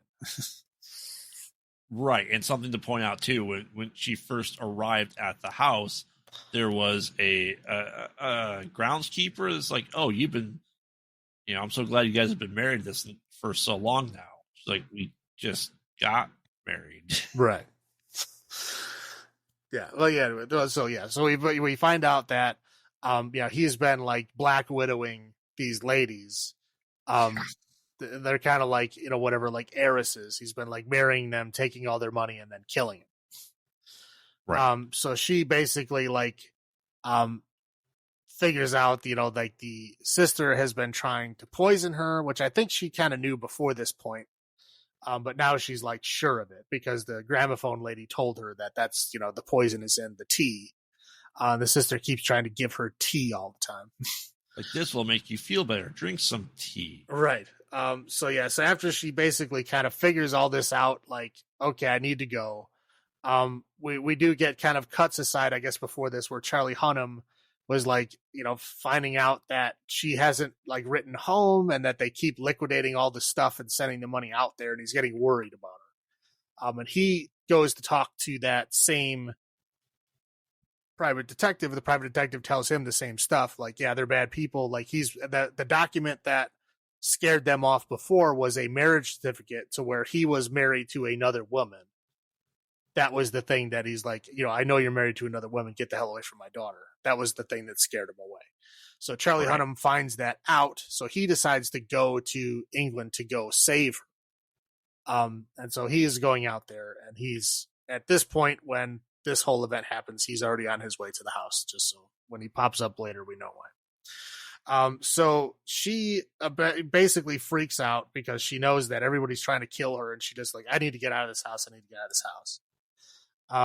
because like later on she gets another ghost. This ghost has a baby, and the ghost, like pointing her in the right direction, and she goes in that direction.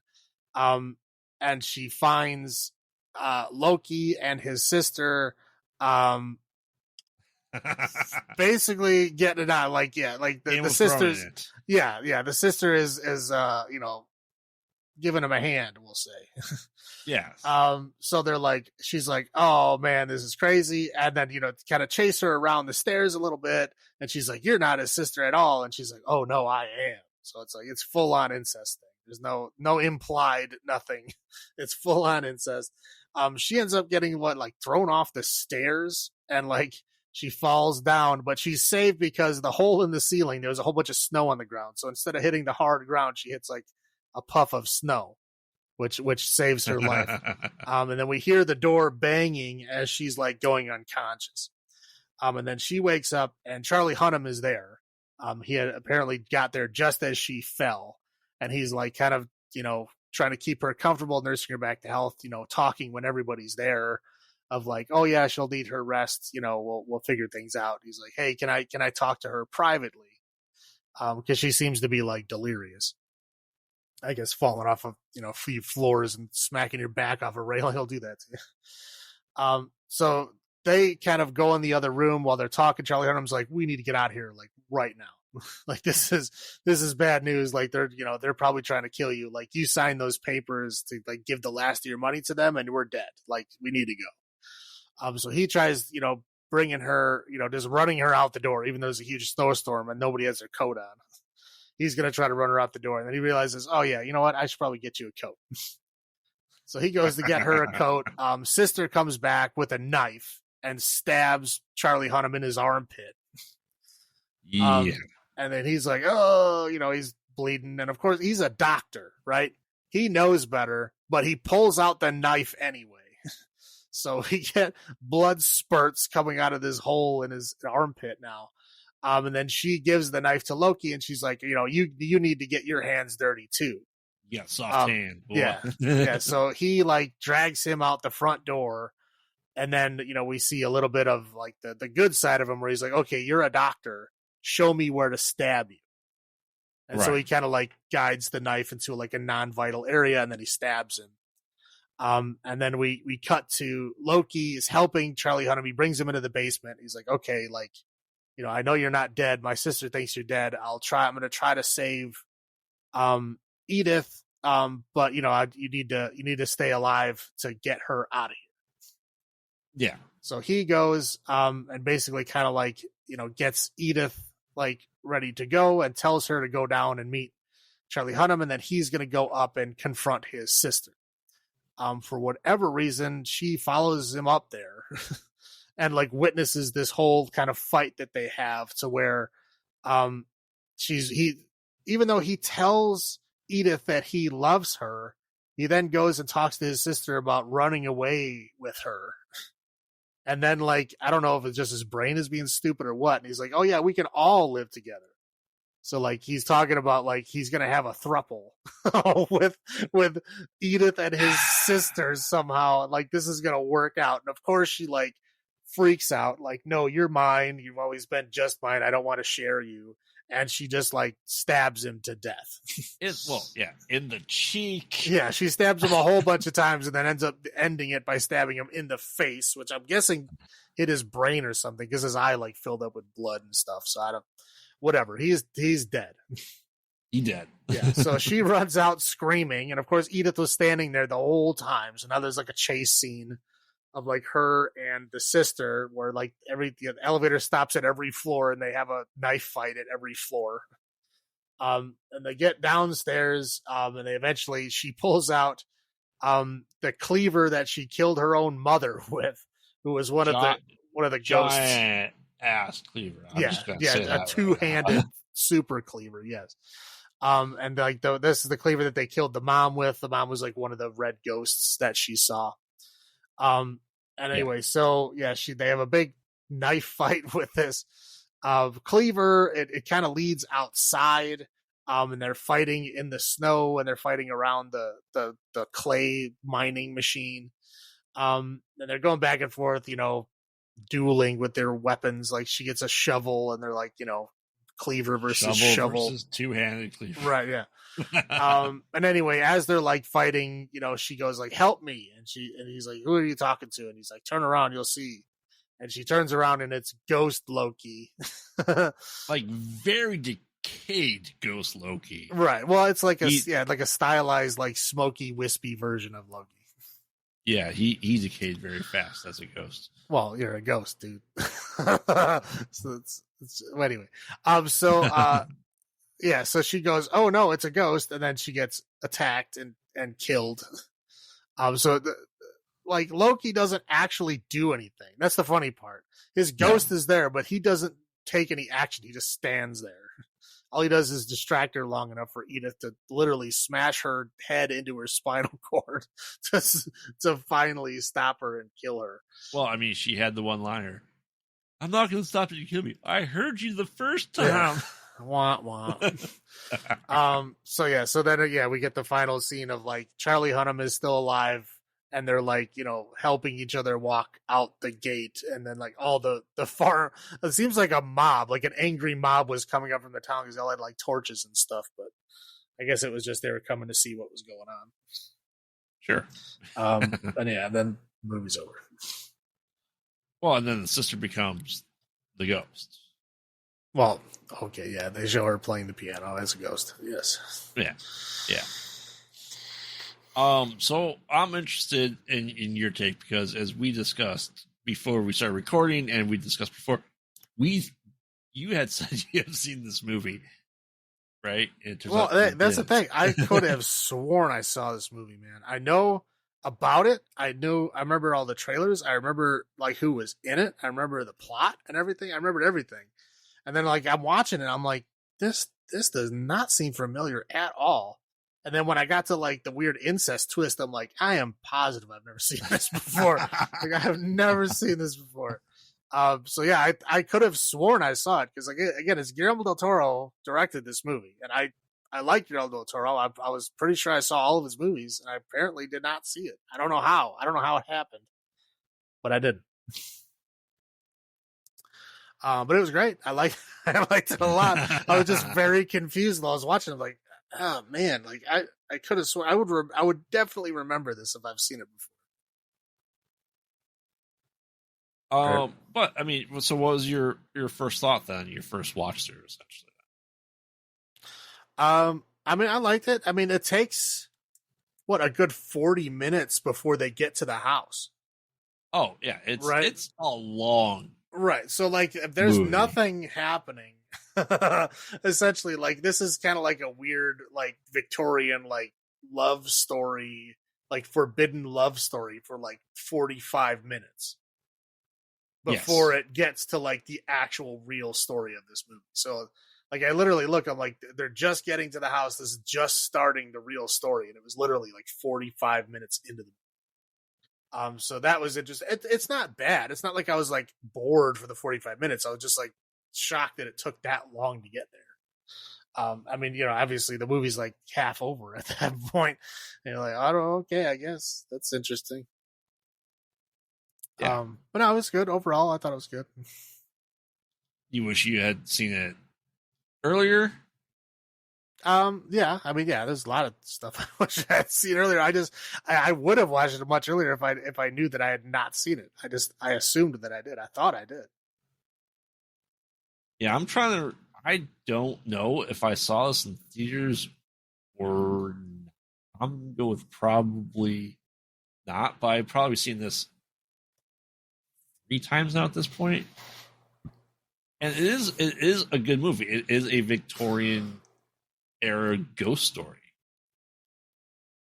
and I felt like, because, and this is partly why we include this in here, because it does feel like a natural step of Sleepy Hollow and From Hell and these time period, and with it being Guillermo del Toro at this point in time, Maya Wachowski, or whatever you want to call her, from only thing I knew her really from was Tim Burton's Alice in Wonderland.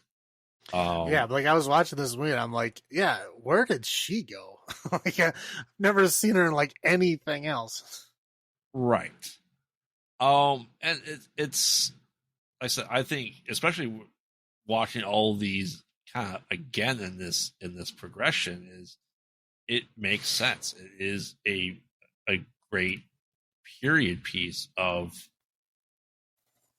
this, and I think with our man Guillermo del Toro, he did it perfectly well because he seems to be very much good at, I think, love letters to stuff like this. It seems like it could be potentially. I was just looking it up. Is he got very good inspirations from The Haunting with why can't I think of her name? She's married to Keith Urban. I don't know who that is. She's Australian. She was Dr. Chase in Batman Forever. Nicole Kidman. Oh, okay. I was like, I don't know who the hell you're talking about. Oh, yeah. So this is like it felt like a good take on like the Innocents or movies of that era, or the turning of the screw, and it felt like a good love letter to that. If that makes sense. Yeah. And so those were my definitely first thoughts of it.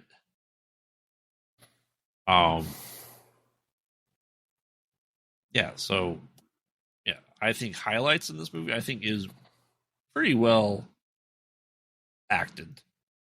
I think everyone did a fantastic job in it.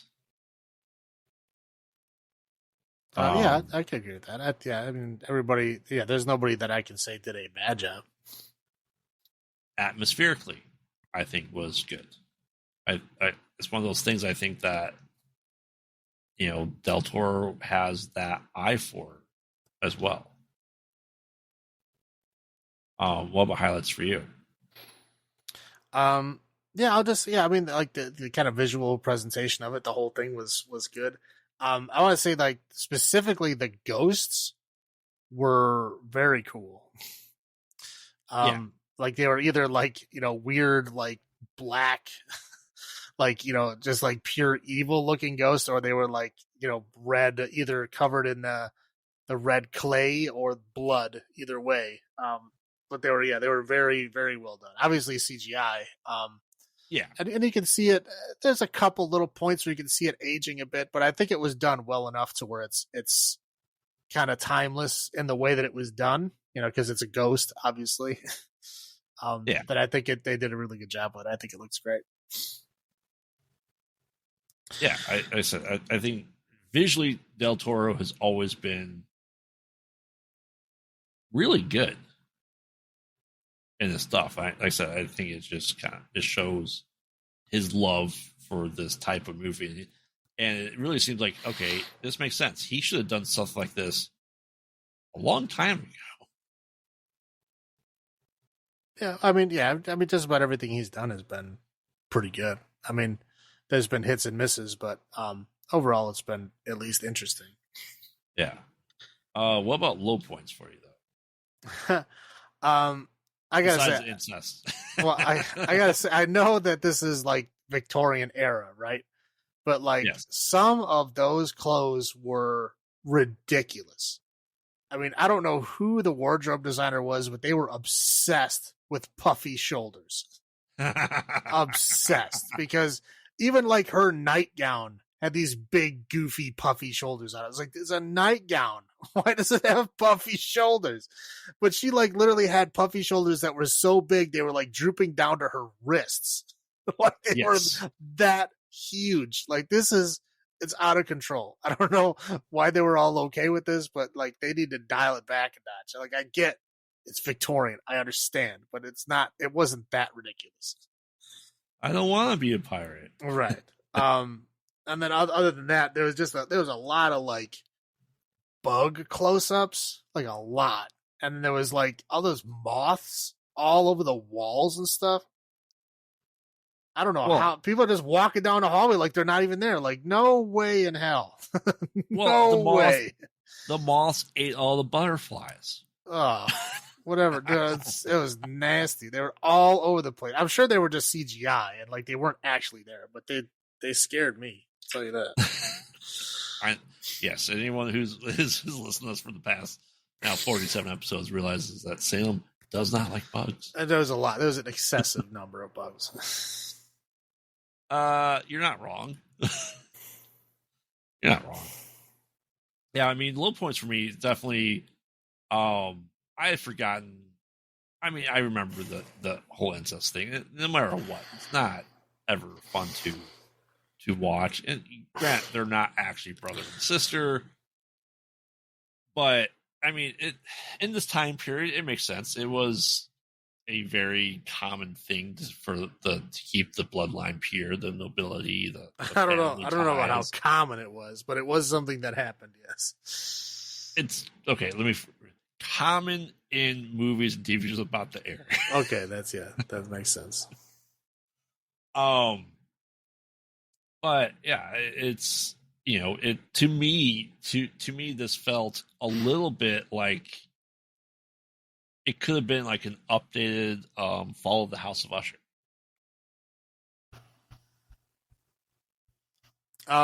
Yeah, I mean, the Fall of the House of Usher didn't have the incest vibe in it. Well, right. But yeah, so Fall of the House of Usher with the incest vibe, yeah, for sure. So, like I said, it reminded me of these past period pieces, books written about this, and the whole Victorian ghost. Like, I like the fact that it even went into spirit glass and how to capture ghosts and photographs and how they do it, and kind of debunking of the stuff that Harry Houdini went through as well, and showing how that people were conned, and they showed up that the spirit glass and the spirit camera stuff was a good foreshadowing of the deceit that comes in this playing into this movie, the con. It took Houdini a few decades to get around to it. But I mean, he was a skeptic, and and it kind of showed that Charlie Hunnam's character really did like Edith, because he's like, okay, you're writing ghost stories. Here's what I know about ghosts and how people deal with stuff like that. Yeah, it was kind of funny. Like, I mean, you can obviously tell that Loki was like targeting Edith, right? Yes, because he like walks in and he's like looking at this pile of paper on the ground, and he looks at the paper for what, like 2 seconds. Yeah, and he's like, "Oh, this is a great story." Like, you have not read more than like a half of a sentence, dude. Like, I mean, I understand she like is craving attention and craving someone to say that it's good, but like, yes, how can you believe that someone is like, "This is great" after looking at it for like a half a second? And the ending. Yes, right. That's like, come on. Yeah. All right. So, how many opening dens would you give this movie? This one I will give 7.5 opium dens out of 10. 7.5. That's. Do you feel like you're going to rewatch this and try to catch other clues hidden kind of in the background at some point? I probably will. What do you say? It's like a Haunting of Hill House. There's a bunch of secret ghosts. Yes. Stay tuned for the 163 ghosts of Crimson. No, I can't. No, it's good atmospherically. It's like I said, it's the haunting, it's the innocence, it's a much better version of the Turning of the Screw, because Finn Wolfhard was in that movie, so clearly bottom of the list of that remake. So no, I was hoping Del Toro would continue down this path of time period horrors. And for that, yeah, I will agree. It's I like it more than from Hell, but I think it's about the same for me as Sleepy Hollow. It's something I need to rewatch more often than I have. But overall, yeah, 8 Opium Dens out of 10. Just a solid lineup for us this week. We can't get too comfortable with these weeks. Right. So why don't you go ahead and bring us home then? Sure. Yeah. I'm your boogie band. That's what I am. Are we with it? Is Stephen really the king? Join us as we get into the It remakes and Stephen King's newest adaptation of Boogeyman. Yes. Remember, we watch bad movies so you don't have to. And this has been Graveyard saying, have you checked on the children? This is Salem saying, long live the new flesh. Good night. Good night.